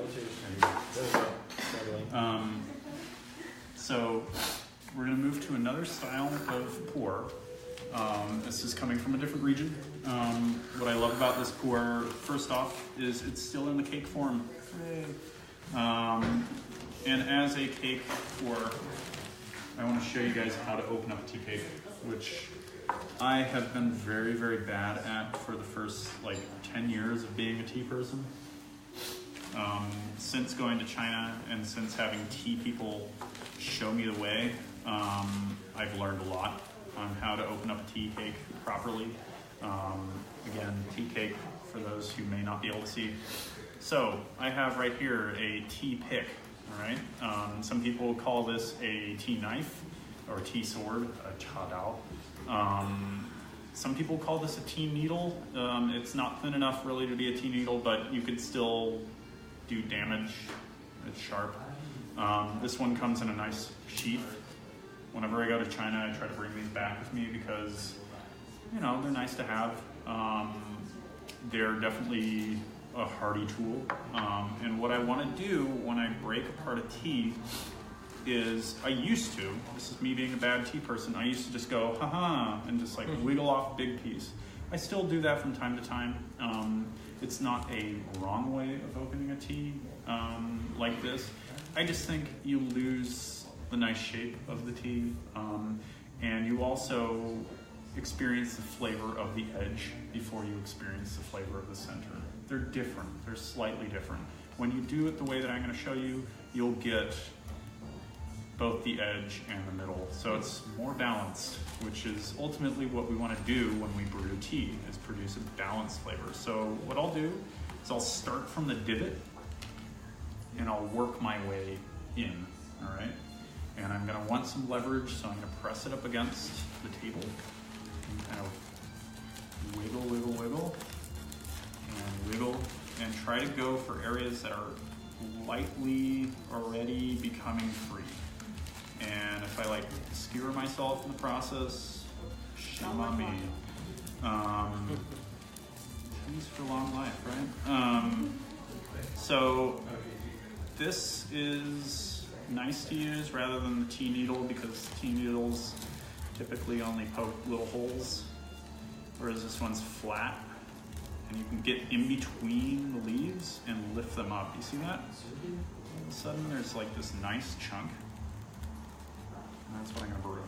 At least that's part of what I'm gonna brew. We'll get more.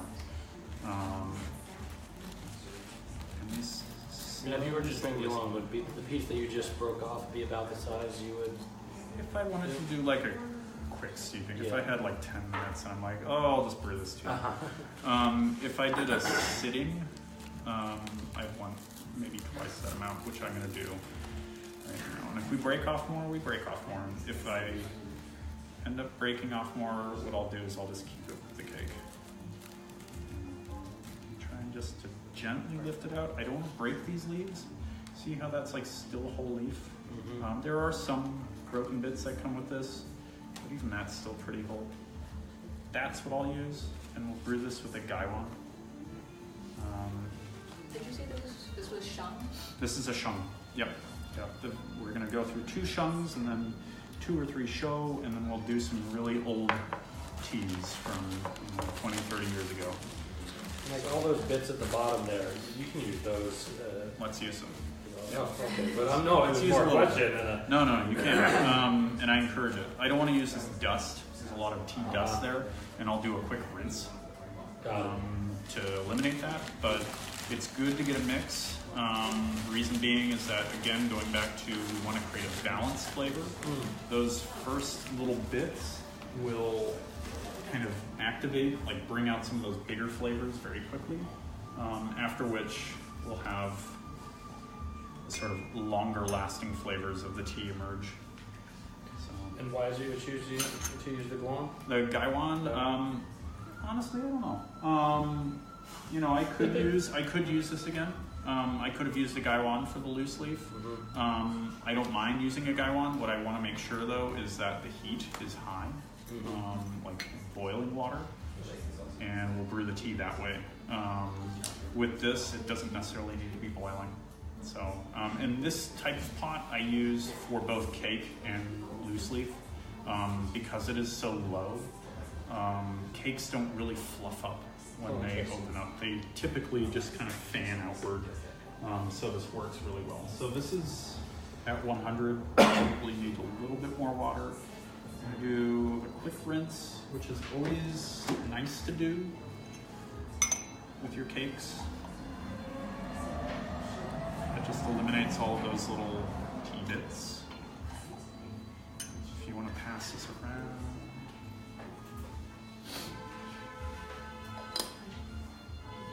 Let me know if I'm like going fast and or confusing, because I go at both speeds.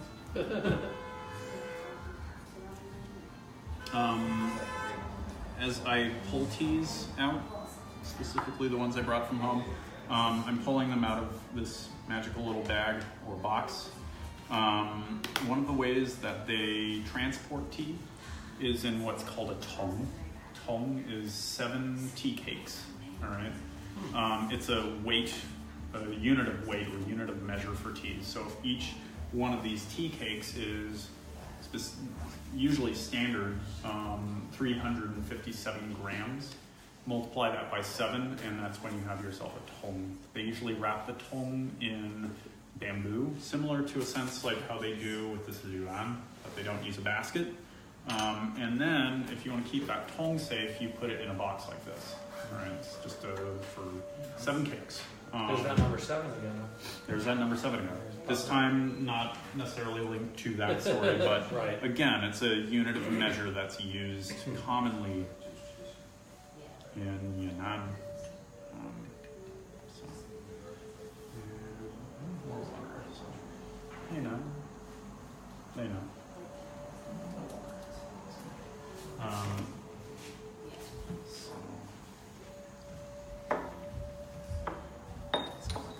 I'm letting this brew a little bit longer, and as you see, as I get further and further down the line with teas, specifically puer, you're going to start noticing that Scott gets a little bit slower.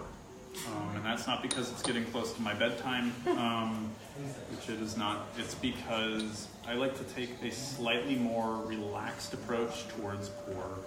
Puer is kind of the every person tea in many ways. It's usually roughly made, it's usually roughly brewed. When you guys think of, oh, there's an ideal time and temperature for tea, with puer, brew it the way you like. You know, it may be a little on the bitter side, it may be a little bit on the inky side, it may be a little bit on the thick and sort of coffee-like side, or chocolatey. None of that is wrong. When you talk to locals who make their sheng puer, who usually do shorter steepings just so it's not overpowering, but these are the same folks who typically will brew their tea for, 10 minutes to several hours just by putting it in a jar or a thermos or a coffee cup.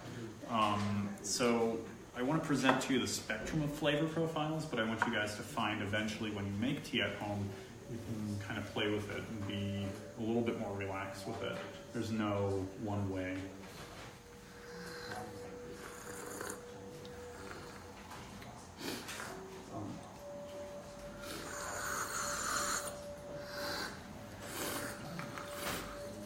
So, for those of us who like our sheng puer, or green sheng puer, I should say, not our aged sheng puer, this one is going to be a really young sheng puer. This is maybe 2 years old. It's from 2016. So it is still exhibiting these really, really vibrant, really, really active flavors. It's not until it gets past the 10-year mark that you start seeing tea like this kind of calm down, kind of mellow out. It's still running around, all right? It's kind of like the toddler of teas. Is that general for puer, the 10-year mark? It's depends on variables like environment, depends on how much access it's had to, air, to fluctuations in temperature and moisture, but really, it's not until about 10 years that you start seeing it to darken and mellow out. So remind me, the first puer we had was the last puer. What was the age of that? That one was from 2013, and it was a loose puer. So. So when the tea is steeped for like say an hour, that's when it becomes sort of like the thickness of coffee, or is that like a day or? No. We'll brew a dark pour, a show pour, very soon, and we'll brew it light first, and then maybe if you really want to taste how dark it can get, I'll brew it for like maybe 3 or 4 minutes, and we'll just kind of like drink something that's a little bit inkier. I don't know if I want to push it so far, but yeah, I wouldn't like if you let it sit in there for an hour. At some point, it's just going to stop giving flavor, and that's because the water will cool down. It's not because the tea wants to stop. You could probably go back to that tea, and if it's a good tea, it will still have flavor. It's just that the heat that's needed for that tea to brew will no longer be there. So that's also why if you ever do like a cold brew of a tea, like I like to make cold brew teas in the summertime. I don't typically do this, but when I do, I'll do the first steeping hot, and that'll help to open up the tea. After that though, I put it into a large glass vessel and fill that with water. Usually it's just like lukewarm or not even warm at all, and I put that into a refrigerator and I let that sit for like a day.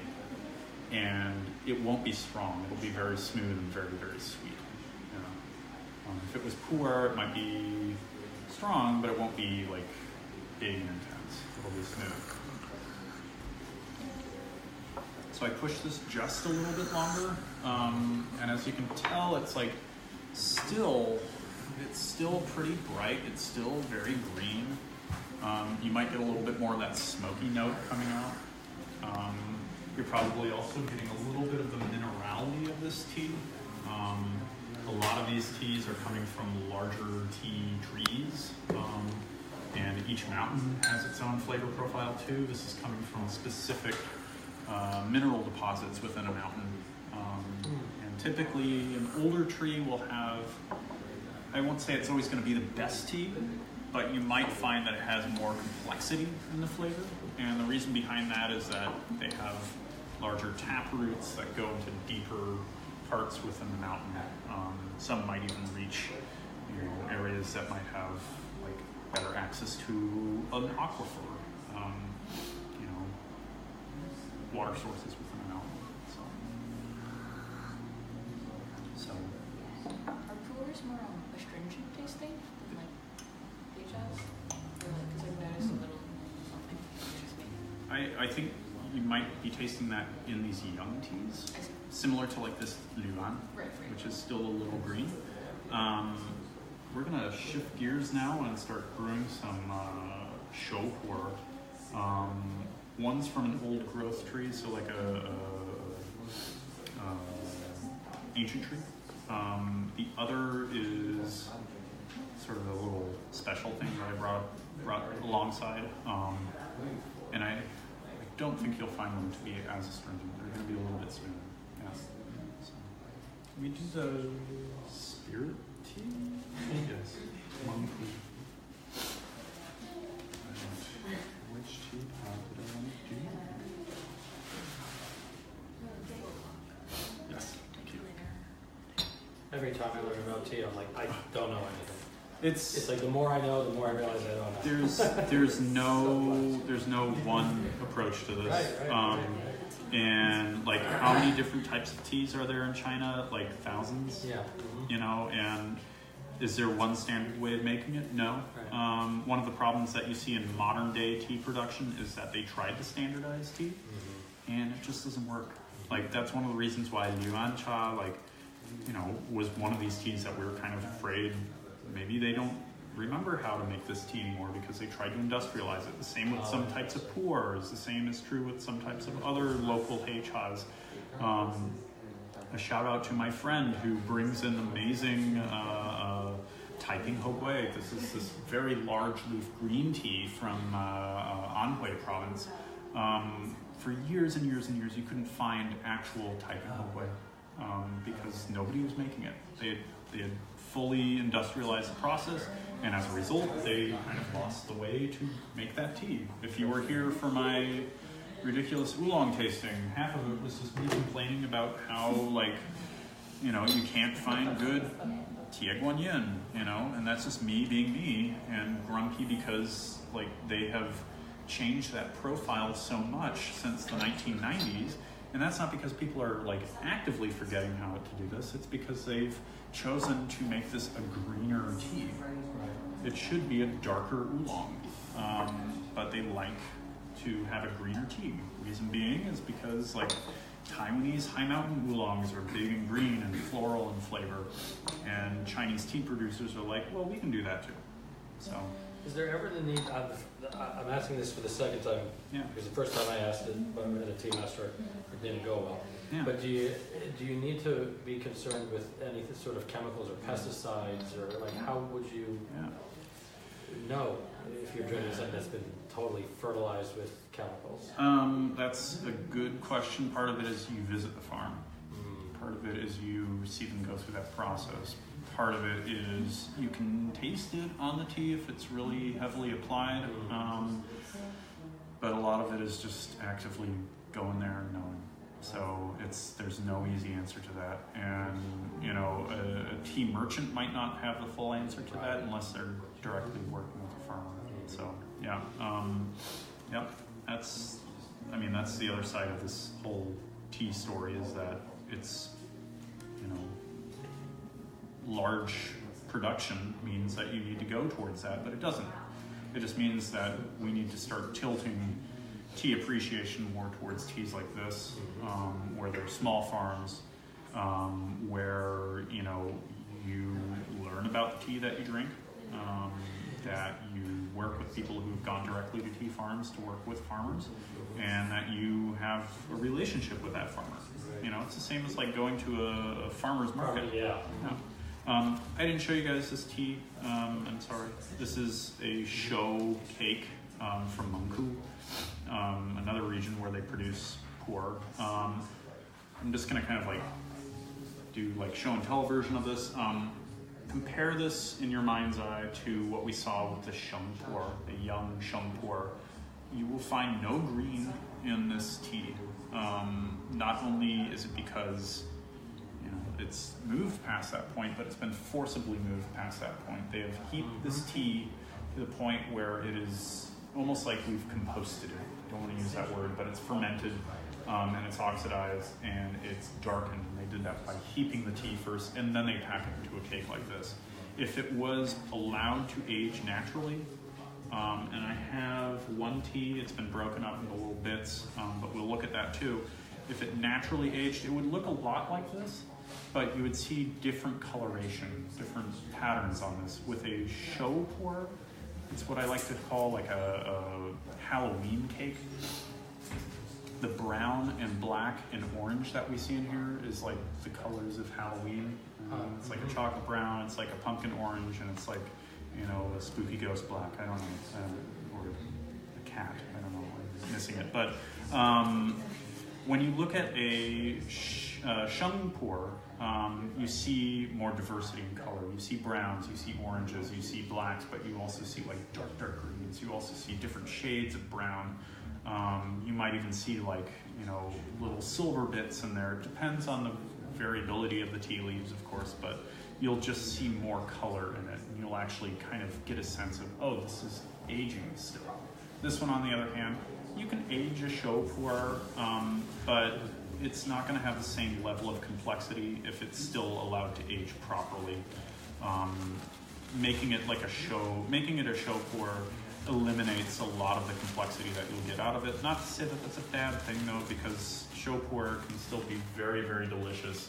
A well-aged show puer is a beautiful, beautiful thing. And there are people who only drink show puer. So. And I know you answered this, but did you say the difference between sheng and show is the oxidation? It's the forcing of the fermentation. Show means cooked, and a lot of people when they say show, they'll say cooked puer. It's a misnomer. They're not really cooking it, but they're heating it up. So it forces both the enzymes to go a little bit faster, and it forces the fermentation to occur. It's the same as like when you make beer You apply a little bit of heat controlled to speed up fermentation. So does that mean though it's more oxidation process or just a sped up one? It's sped up. Got yeah. It darkens through that process. So the pot that we're making this out of is one of my favorite little pots. It's not little. It's about the size of maybe a softball. This pot is probably from the 1950s, maybe earlier. I'm not going to put an exact date on it. It was a gift sourced by a dear friend who kind of was responsible for starting me on this version of knowing about tea. He's based in Santa Cruz. He owns his own tea house and has owned his own various forms of tea houses now for the past 20 plus years. He told me this teapot was given to him by a Taoist practitioner. I know there's a Taoist center in Santa Cruz, so maybe that's where he got it from. The cool thing about this pot is not only that it's old, but it's got a cool top to it.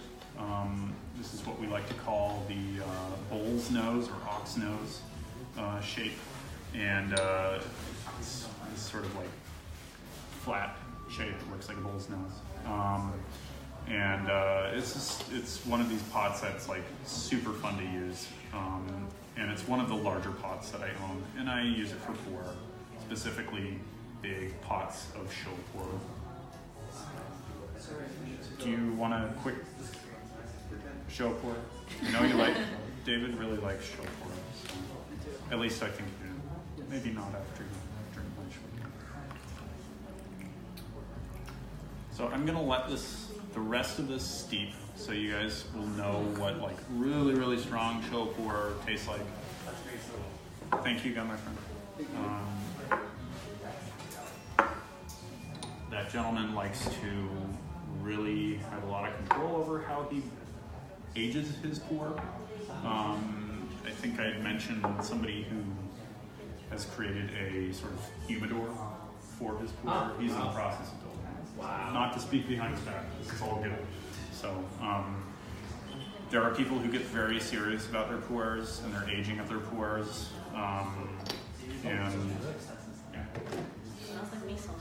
Yes. Yes, or bonito. This is, or a little soy saucy, or like a, the accelerated fermentation process that you get through making a show puer will kind of bring about this, slight fungal or fish. I don't want to say fish because that fish note is actually will come from later dampness that gets into the cake. We're not tasting that here though. We'll taste that in a Hong Kong puer. Like if something goes and stays in Hong Kong, that wet storage that you get, that's what you'll taste, but I don't taste that here. You get a lot of dry wood, but also that sort of like redwood,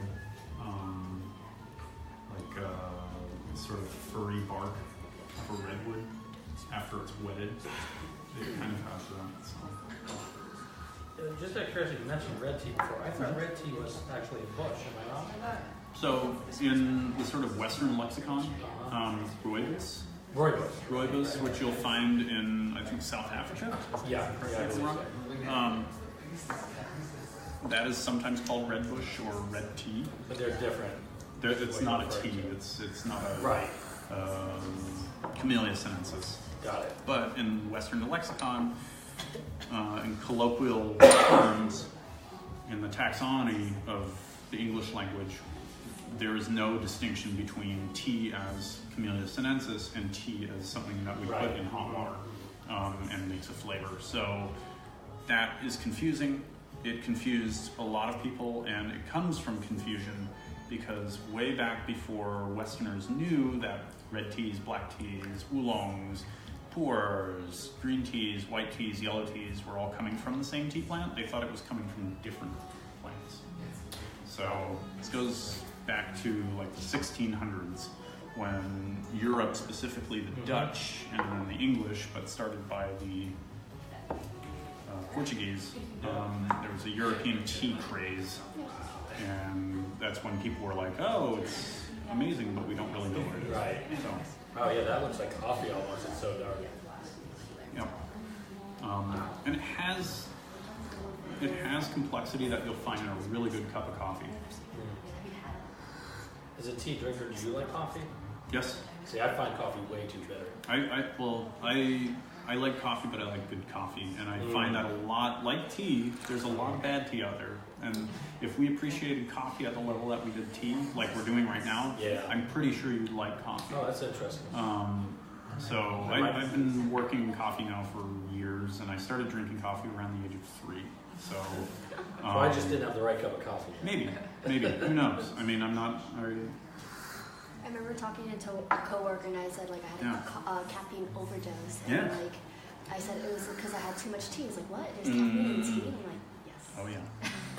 That's a common question too. Like at a tea house, especially, we get people who will come to a tea house and go like, I don't want anything with caffeine. And you come here and all we have is Chinese tea, right. Camellia sinensis, and it's like, well, you're bleep out of luck because all of our tea has caffeine. It might be slightly more easygoing than caffeine in coffee. Yeah. Yep. But there's still caffeine, and you'll still get, as we kind of mentioned, tea drunk off of it. But it's gentle. It means you kind of have to sit and really take time for the tea. People want to have tea to relax and I don't know. People ask for like relaxing tea. And I like to say the act of making tea is relaxing. This is all you need right now. It's just this. So what do you see like those like I don't know, I think of like Twinings and like they're decaffeinated like teas and things like that. Like what do you feel about that? Or like decaffeinating teas is oftentimes done through, well, if it's a non-caffeinated tea, it's just an herbal tea. Right. If it's a decaffeinated tea, a lot of times they're using a chemical process, and I'm not a big fan of chemical processes in my teas, so this is me. When I was here earlier this week, and some aged puers don't really have much caffeine. Is that true? I mean, caffeine is water soluble, so the aging process is not going to remove the caffeine. Oh, okay. Maybe like some of the steaming that occurs, maybe some of the sort of like exchange of moisture in the air might, but honestly, I don't think it's going to remove. What can remove is if you do a rinse and if you throw out the first steaming. That's going to remove a fair bit of that caffeine. It's not going to remove all, but it's going to remove some of it. I'm going to do, I want to check how we are on time. We're okay. We have to do, not lightning round, but, Sorry, I asked the question. No. Like, we're the question asked, a big question asked. You I was weren't, always the one that brings Me too, and everyone's like, oh god. you were not here the last time we did this, and Scott was me. I was the chatty one, and we went an hour over, and that's because Scott really likes his oolongs, and he really cherishes what he knows about his oolongs, but people have to go to sleep. So I'm going to share with you a tea that was gifted to me by one of the first tea companies that I worked with way back when I was living in San Francisco, way back when I was helping a company shift from being a traditional Chinese apothecary store where you could get your medicines, where you could get your herbs, where you could get your dried herbal peels and things like that, or the citrus peels. This is a funny story. This is a 1993 Gongting or tribute, imperial tribute tea. I'm going to pass it around. You guys can touch it. Gongting refers to this very, very tiny leaf that you find on a tea. And it doesn't refer specifically to that leaf, but it refers to what happens to that leaf. And that leaf, I'm going to hold one up. You won't be able to see it at home from your computer because it's just so tiny. It's like the size of an eyelash, a bit thicker though.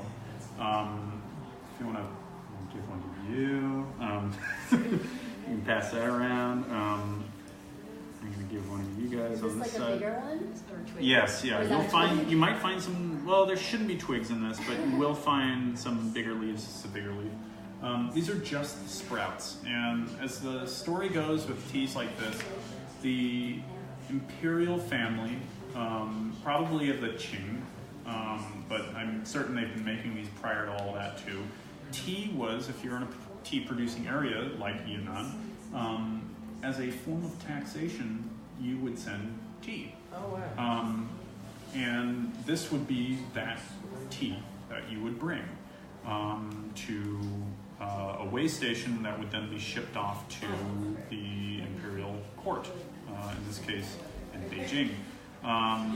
This cake is comprised entirely of these tiny, tiny, tippy tea leaves. This has a funny story. It was picked up in China in 1993.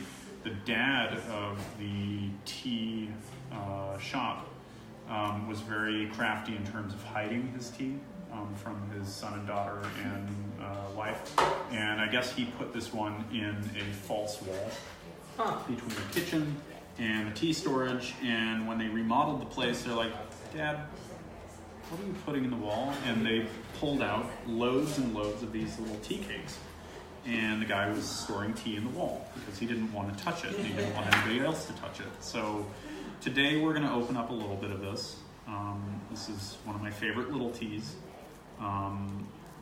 It's kind of a silly thing to have a cake made of tiny, tiny tea leaves. But what the hell? Thank you for sharing it with us. Yeah, this is, I mean, this is one of the reasons why I like getting into tea, because each tea has its little story, and the flavor profile is going to be where that story really lives.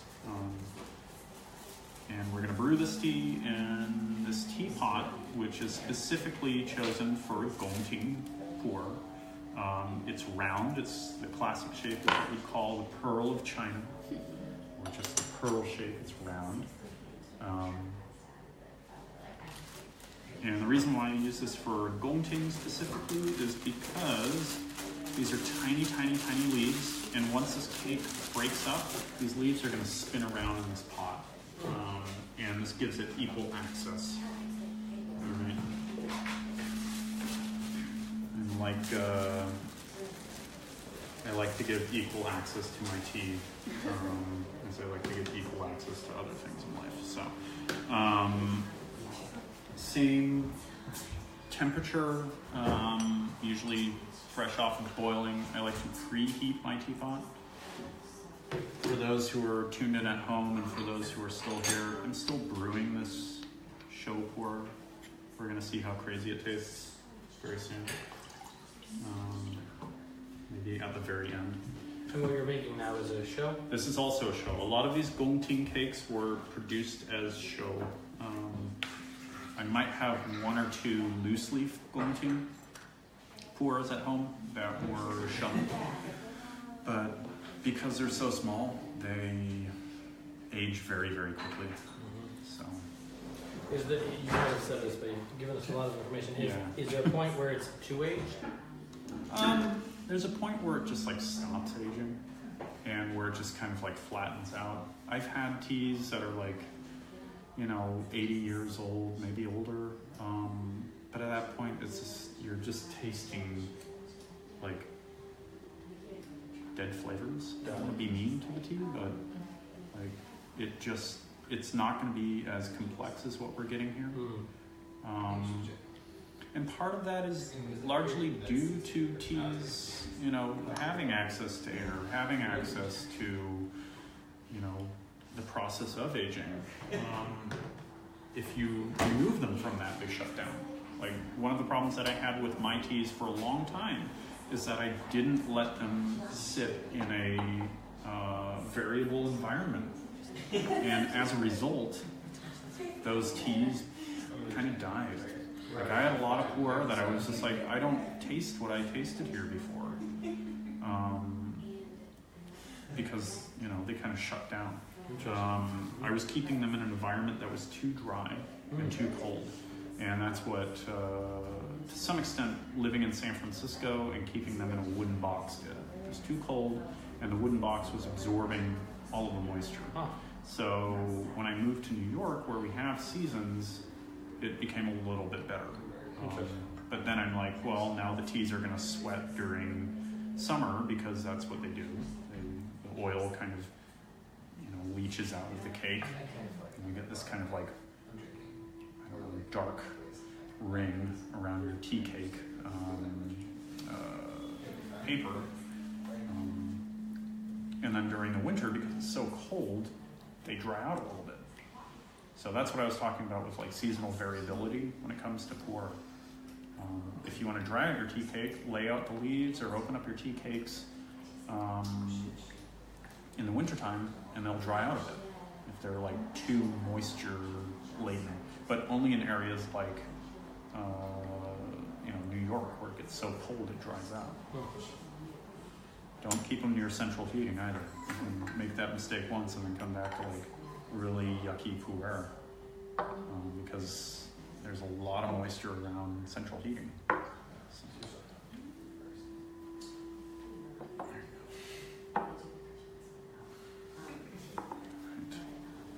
So this is the Gomting puer from 1993.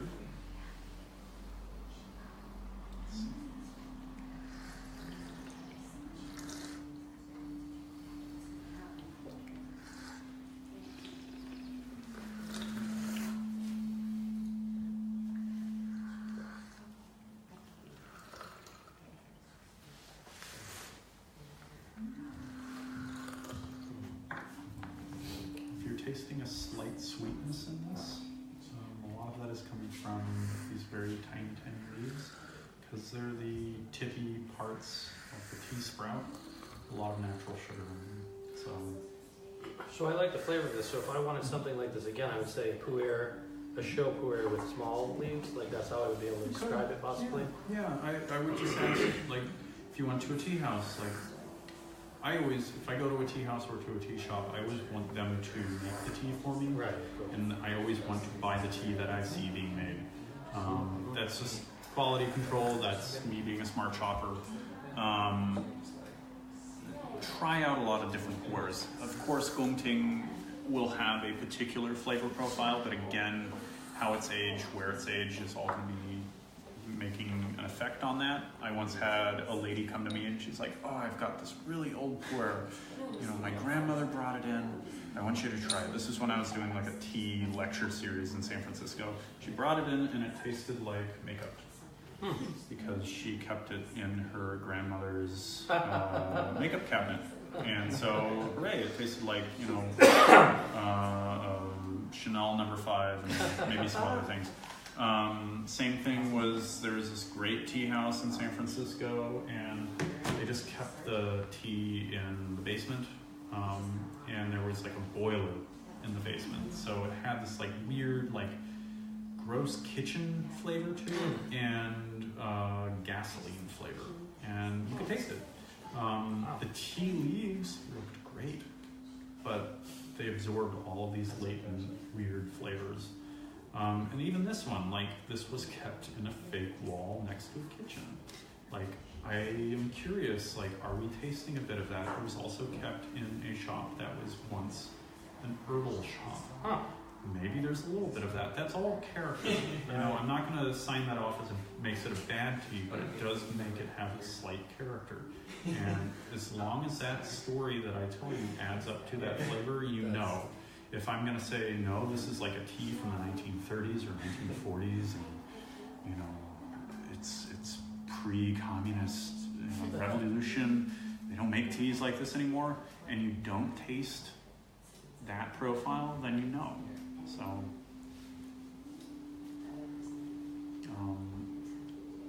the more you drink tea, the more you'll have built in your mind this memory bank. So, this is the second sequence we're doing this? And just looking at the different teapots, I just want to kind of bring it back to the materiality of this. I rarely brew this tea and I rarely brew Gongting style puers. One, I don't have a lot of them. Two, they're kind of an interesting type of puer, but like I tend to like the bigger tea leaves. They have more complexity. They're a little bit more robust in flavor. We'll brew one of those after this. So when you look at the teapot, you can immediately tell that. Because when you compare this teapot, which is purple clay, and you compare it to this teapot, which is also purple clay, it's very much like night and day. This I use almost every week, if not multiple times a week. I saved this teapot from being a gross, yucky, dead teapot. I found it in an antique store with tea in it. But tea had been there for probably a decade. That's gross. I didn't want anybody to enjoy tea from that, so I re-raised this teapot. I re-younged it. And as a result, I now am able to brew a lot of tea with it. It's really shiny. It's really oily. When you look at it up close, it's like caked in beautiful tea oil. This teapot, on the other hand, is dull in color. I use this teapot maybe once every season, maybe sometimes less, just because I don't drink that much Gongting style tea. And so it is a light and buff colored teapot. It's kind of dull in color. I have maybe 2 teas. I don't know if we have time for the last 2 teas. We'll find out. Maybe I'll brew them both at the same time. It's a little crazy. I have a Mung Hai yellow mark puer from probably 1993, 92. This was a gift from a tea teacher of mine. I do want to pass around this tea leaf chunk or tea cake chunk. I have the cake at home. I didn't want to bring the cake with me today because the cake is just a mess. This is when I was like opening up tea cakes in a very, very bad way, like just breaking off chunks. Because I've had this tea since I started drinking tea. But I know it's going to be tasty, and I think we should drink this tea if that's okay. Okay. The last tea, so out of 2 teas I want to brew. This is most likely from the 1980s. It could be older. I'm not going to say it's older. This was given to me by a tea collector who owns a beautiful tea shop in Beijing. This should be some delicious tea, and this is a sheng puer. He predominantly drinks sheng puer. So if you look very closely, if you compare these 2 teas side by side, look very closely and you might begin to see some of the green that I was talking about in these tea cakes. It's not green, it's just like a green brown, if that makes sense in a weird way. This is a shou puer, that is a sheng puer. This is a sheng puer that is about close to 30, 35 years old now. Which makes me feel old now, but I know, I'm not allowed to say this. But that's, when you talk about when you've kind of reached a limit when it comes to tea and its aging, I don't want to say that's the limit, because there are teas, like I've had teas from the 1950s and they're delicious. They just become something very different. They become very dense. The density of a tea cake, for some reason, is, if it dries out, you won't see this, but if it's been aged properly, it becomes like dense like a brick. And I think part of this is that the natural oils that I talk about moving in and out of this tea begin to exchange and begin to bind the tea together. So teas that go 40, 50, 60 years old, maybe older, they begin to move more in that direction. And so that's another telltale sign that you'll see with an old tea. I'm trying to remember, I think this is the pot that I want to make this tea in. Yes? 80 would be like the limit of the aging of tea. 80, like 80 years or 1980s? I mean, you can still have older teas than that. One of the first aged oolongs I had was maybe 120 years old. It was somebody's grandmother who had held on to this tea and gave it to her son, who have this tea and you just kept it in a jar. That was an old tea. Did it taste delicious? Yeah. But was it like, it tasted more like medicine? Like not in a bad way, kind of more like in a Yuan kind of way, but it just became really interesting. So I won't say that it's bad. Level of tea then, or okay. Yeah, it was an excellent tea to start with. Okay. Teas don't become better with age, they have to start off good. Okay. They have to start off great, and they will remain great if you keep them in well-conditioned environment. A lot of people like to say, oh, puer gets better with age. It can really screw up with age too, like I said. You know, it can taste like Chanel No. 5. So I'm gonna, we can brew this whole thing. Again, I'll just go home and brew it. I am gonna break it a little bit more though, because we're only gonna do 2 rounds of steepings on this. For those of you online and really love your pours, or for those of us here who really love their pours, you know that this is gonna have, maybe I'll just brew that much. If somebody wants some of this, you can have that. We have two rounds of doing this. What we'll find with teas like this, and that's why it's silly to just sit around the table and drink like, I don't even know how many teas we've gone through so far, and just do 2 rounds of them. The crazy thing is that all these teas will be able to go for maybe 10, 15, maybe more rounds of steeping.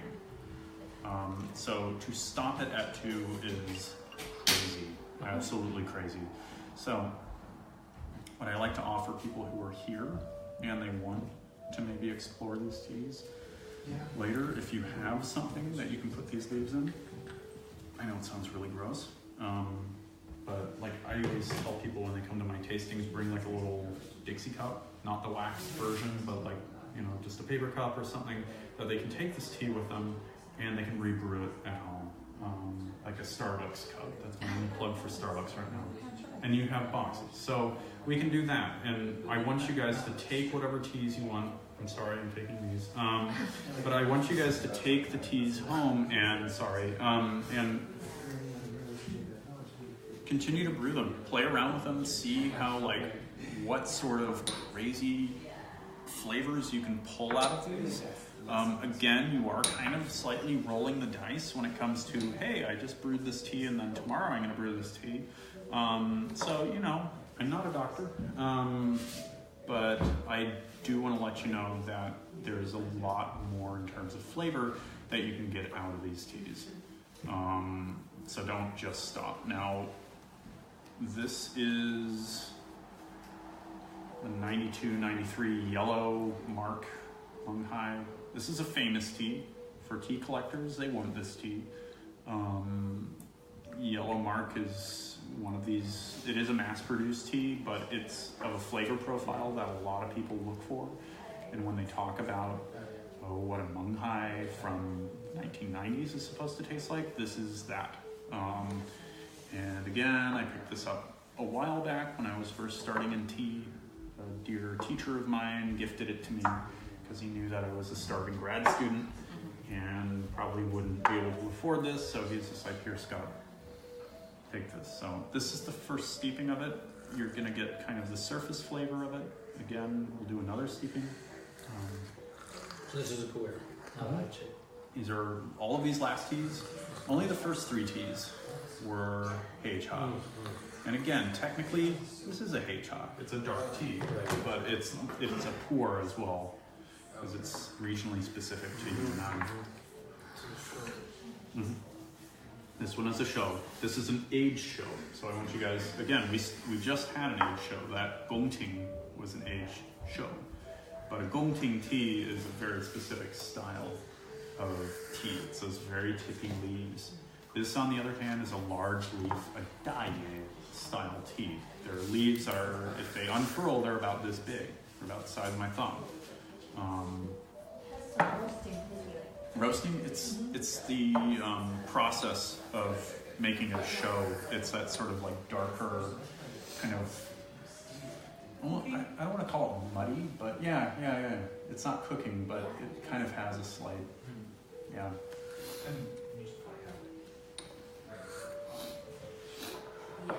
Also, I didn't mean to pull you away so quickly, but a lot of times there's a lot of flavor or aroma still left in the cup. So next time we have this tea, I'm going to let this one steep longer now. I want you guys to smell from the cup. I should always tell you this at the very beginning, but this is what happens when you drink tea all day long. You just forget things, you get more relaxed, you get excited about tea. When you do clean out the pots, is it just water and that's it? Boiling water. Yep. Boiling water. Boiling clean water. It out. Yep. Boil water in and outside of the pot. I'll rinse the teapot first, and if I'm using like lukewarm water, I'll always make sure to, when I introduce it to boiling water, just put a little bit in there. You never want to shock a teapot with hot or boiling water, because you might run the risk of cracking it. If, like, let's say I drop the teapot and like maybe, hurt it a little bit, that could lead to a major crack. I've cracked porcelain that way. I've cracked, Japanese Teaware that way. It's not fun. So you rinse it out with water and then just a little bit of hot water? A little bit of hot water, and then I put more hot water, and then I pour the hot water out. So, turning our attention back to the teapots, both of these are aged clays. This one, again, is probably mid-century. This one, on the other hand, is from the 1990s. The guy who put the tea in the walls brought this this teapot into the United States in the 90s. And for a while they had some of these teapots, and I think I nabbed probably the last one that they had. Stylistically speaking, from the outside and inside, there's not that much different in terms of shape and size. This is a classic fangu. It's really hot. This is a variation, I think, on a shirking, but I could be wrong. This is aged cinnabar clay, Juni, and this is aged Zi or purple clay. And if you saw this teapot before I poured water in it, it was slightly lighter in color. It's now darkened in color, and the same thing will occur when we do that to this. What did you guys think of this, the sheng puer, the aged sheng puer? What are you guys tasting? Don't be afraid. It's more astringent. Yeah. Yeah. That was a sheng. That was a sheng. That's an aged sheng puer. And How old? it's from like the 1980s. So it still has a little bit of aging left to do. Yeah. So it's age-wise, it's old, but because it's probably been packed up really well, because it's coming from a cake, it still has that sort of green note to it, alongside with some interesting complex notes, but it's also coming from old tea trees, older than this guy.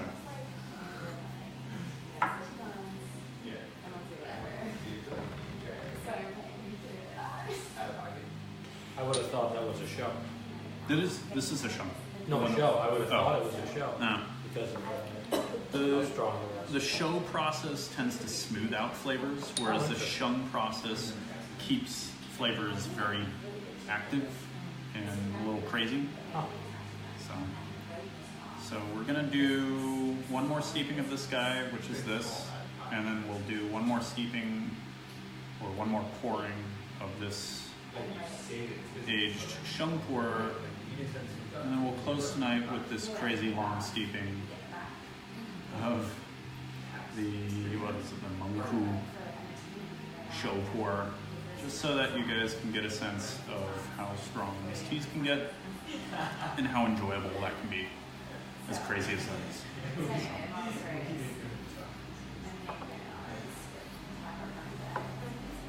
So this is the shop we just had before? This is the show. Oh, the shop. Yes, we're going back and forth, back and forth. It's a lot darker. It is a lot darker, right? Part of the darkness is coming from the fact that it's a second steeping, so it's beginning to access both the colors and the flavors deeper inside of that cake that it came from.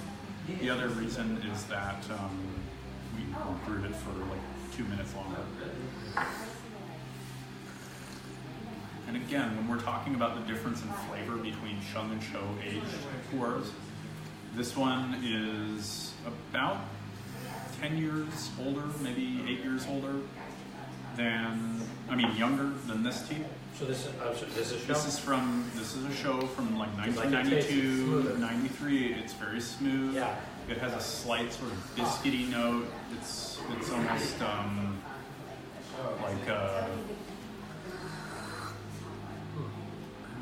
someone mentioned slight bonito notes, maybe not attributed to this one, but we're getting a little bit of that, like the sort of like soy sauce.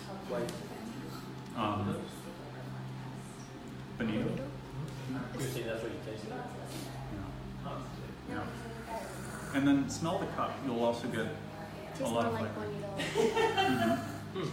Some of that's coming from moisture in the air. Some of it's coming from the fact that this is a fermented tea, and Shou sort of heightens that fermentation, accelerates it. So we'll do this Sheng now, and now that we've let it brew twice and for a much longer time, for you guys to get a sense of what that tastes like. But again, I think what you're going to taste might be a little crazier. And that's just it being a Sheng puer. So, and I find that each mountain also produces different variations on age and the flavors that you'll find in that. Like a Yiwu tends to be slightly greener, brighter, slightly more astringent, but not in a bad way. Things from Bingdao. This is another area that produces tea and tea cakes. Those can be quite crazy. I have teas that are young from there, and I don't drink them or from Lingshan. Those tend to be very intense, very complex, and do a lot better when they've been aged for 10, 15, or 20 years. When they're young, for me at least, I just think they're a little crazy.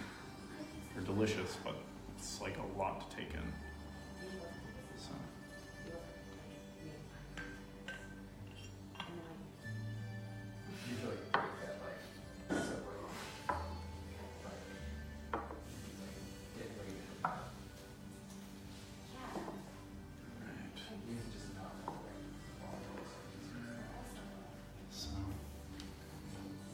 Last Sheng puer of the night, aged mid-1980s. It's a little bit smoother on that second steeping. Still has some crazy edge to it. The color is considerably brighter. That's another thing that you'll notice. Sheng puer, the liqueur, tends to be a little bit more on that red, but not like crimson red side. Slightly orange, slightly purple around the rim as the light diffuses through it. Whereas a Shou puer, very early on, even if it's aged, is going to turn from bright red with a quick steeping to something that is black. And that's why we call these Heichas, because the liqueur is black as ink. So, which we'll see in this last one. So, what was the first puer we had? Was it a Shou or a Sheng? the very first one that we had, the loose leaf puer, Yeah. was a Sheng puer, and I would even go so far as to say that it's a Mao Cha. I was gonna say it tastes different than all of them so far. Yeah. Totally different. Processing-wise, it is the most different out of all of these because it's received the least amount of processing. It's just been picked, dried, withered, bruised, and pretty much that's it. If you take that leaf and you let it sit in the sun even further, and the oxidation continues, they will make that leaf into a red tea eventually. It's just something that they do on this mountain in particular, which is really delicious. And you'll taste some of that sort of like Sheng. Do you want me to? Yeah. Okay. So again, kind of going back to how tea in general is made, you can do a lot with a single tea leaf. It's just what sort of processing it occurs. So there we go. What did you say it was closest to? The first one? It was the first of the puers that we had. is a shung tea. Right. You said it was closer to a. It's what we'd like to call a mao cha. Mao cha. Mao cha just means like wild raw. Oh, okay. I look at that. So have fun, everyone. Just send you all home with this on your palate. It's all very healthy. Maybe. It's gonna make you something. So this is, for those at home, this is us brewing and drinking now a tea that we started maybe 20 minutes ago, which, you know, might sound crazy. Call me crazy. Crazy. But this teapot is warm. It's not hot. So is it brewing still? Yes. Is it brewing to the extent that it was before? No. It's beginning to calm down. This is one of the reasons why things like puer, if it's good puer, you can kind of let it sit and, you know, set it and forget it. It's not bitter at all. It's not bitter. Not even a little. No. It's kind of weird. Mm-hmm. Yep. Wow. Yep. Yeah. Yeah. If you've ever had like those smoked plums at like a Chinese medicine apothecary or even at like a Chinese sweet shop, you'll find them. It's kind of a little bit like that, smoked and salted.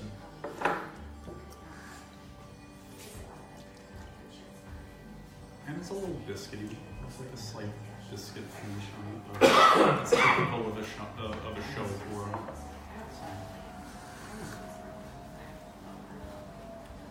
Some tea leaves in this. If you are getting tea leaves from this particular one, it's because this teapot is old. Teapot, again, was probably made in the 1950s.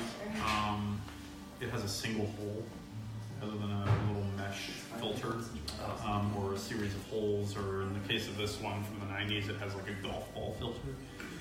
This one has a single hole, and that was very common from the beginning of these teapots. Originating as wine pots. You don't need filter for wine necessarily, unless you're throwing things in it like, I don't know, berries or insects or snakes. That technically concludes all about Puerh and Heicha, even though we did all about Heicha and Puerh. First off, I want to thank everyone here for coming here and trudging through these hopefully delicious teas. I want you guys to remember what these tasted like, because that is the only way that you're going to be able to go to a tea house or to a tea farm and say, you know what, you are right.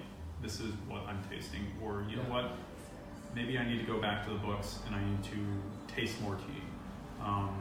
When we talk about the foundation of the style of tea that we did today, which we call gongfu cha. Gongfu is the same gongfu as martial arts gongfu. The two characters gongfu refer specifically to a skill acquired through being challenged.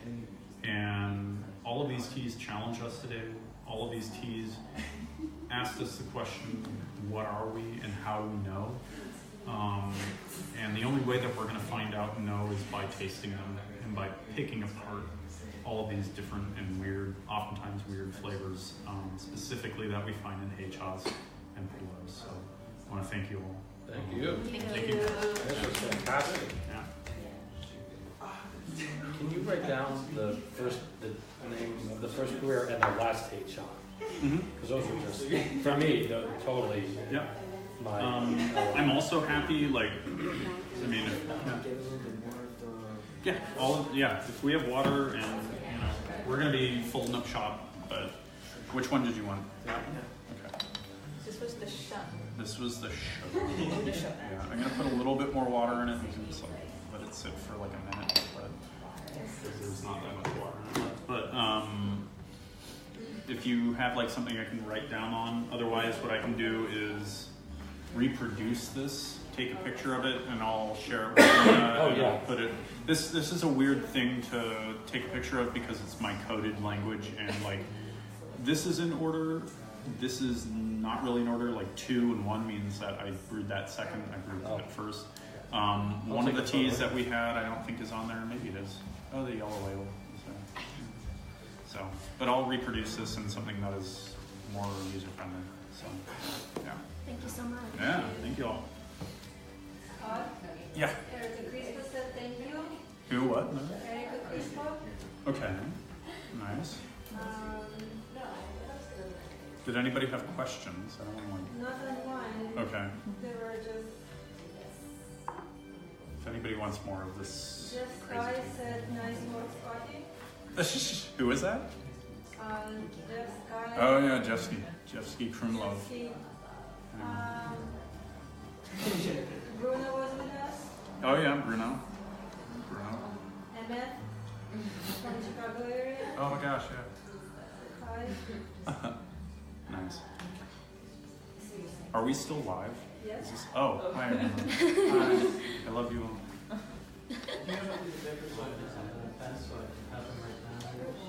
Do you want anyone? There's also more tea from all of these too. You want to borrow a pen? Oh, thank you so much.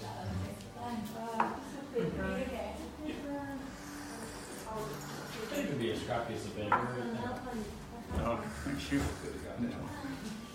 was a pleasure. Thank you for bringing yourself and bringing your questions, and it's always better. Perfect. So,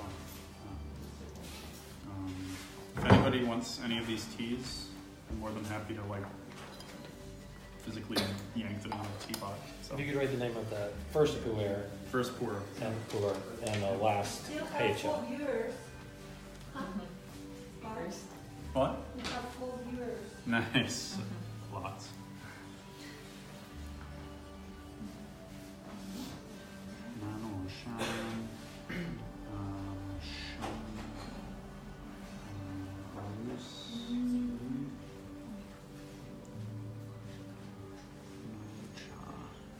And the last one?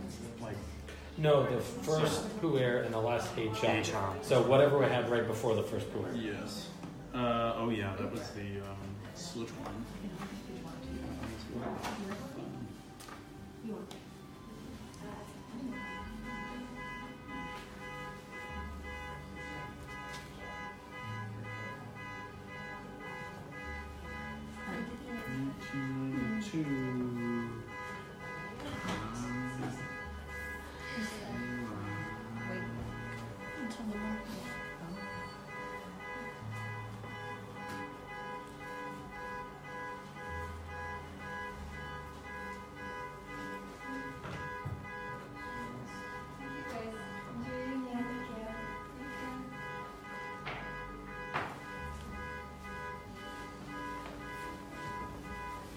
Thank you so much. This was great. I've just started to get introduced to. I've always liked tea. Yeah. But whose pen was this? There you go. Thank you so much. But I've just become fascinated over the past 2 years. Yeah. And when I went to Hong Kong, that really sparked my interest. I Yeah. was just it was my first time going to Asia, so it was my first time exploring it Yeah. at that level. It was just fascinating. Do you want to take that? Is that it? That's the Heicha, the Sichuan Heicha. So You can take some of it or all of it. no, what? I'm okay as long as I know what it is. Now. Yeah. But thank you. So Yeah. That's That was from a the Heicha, so- collection though, so I don't know if you'll be able to find that. It's But okay, you'll but no, thank find an approximation. So, yeah. yeah. And thank you for sharing your teas as well. Oh, we probably. This is where Do the you sell anything fourth- that's comparable to either one of those?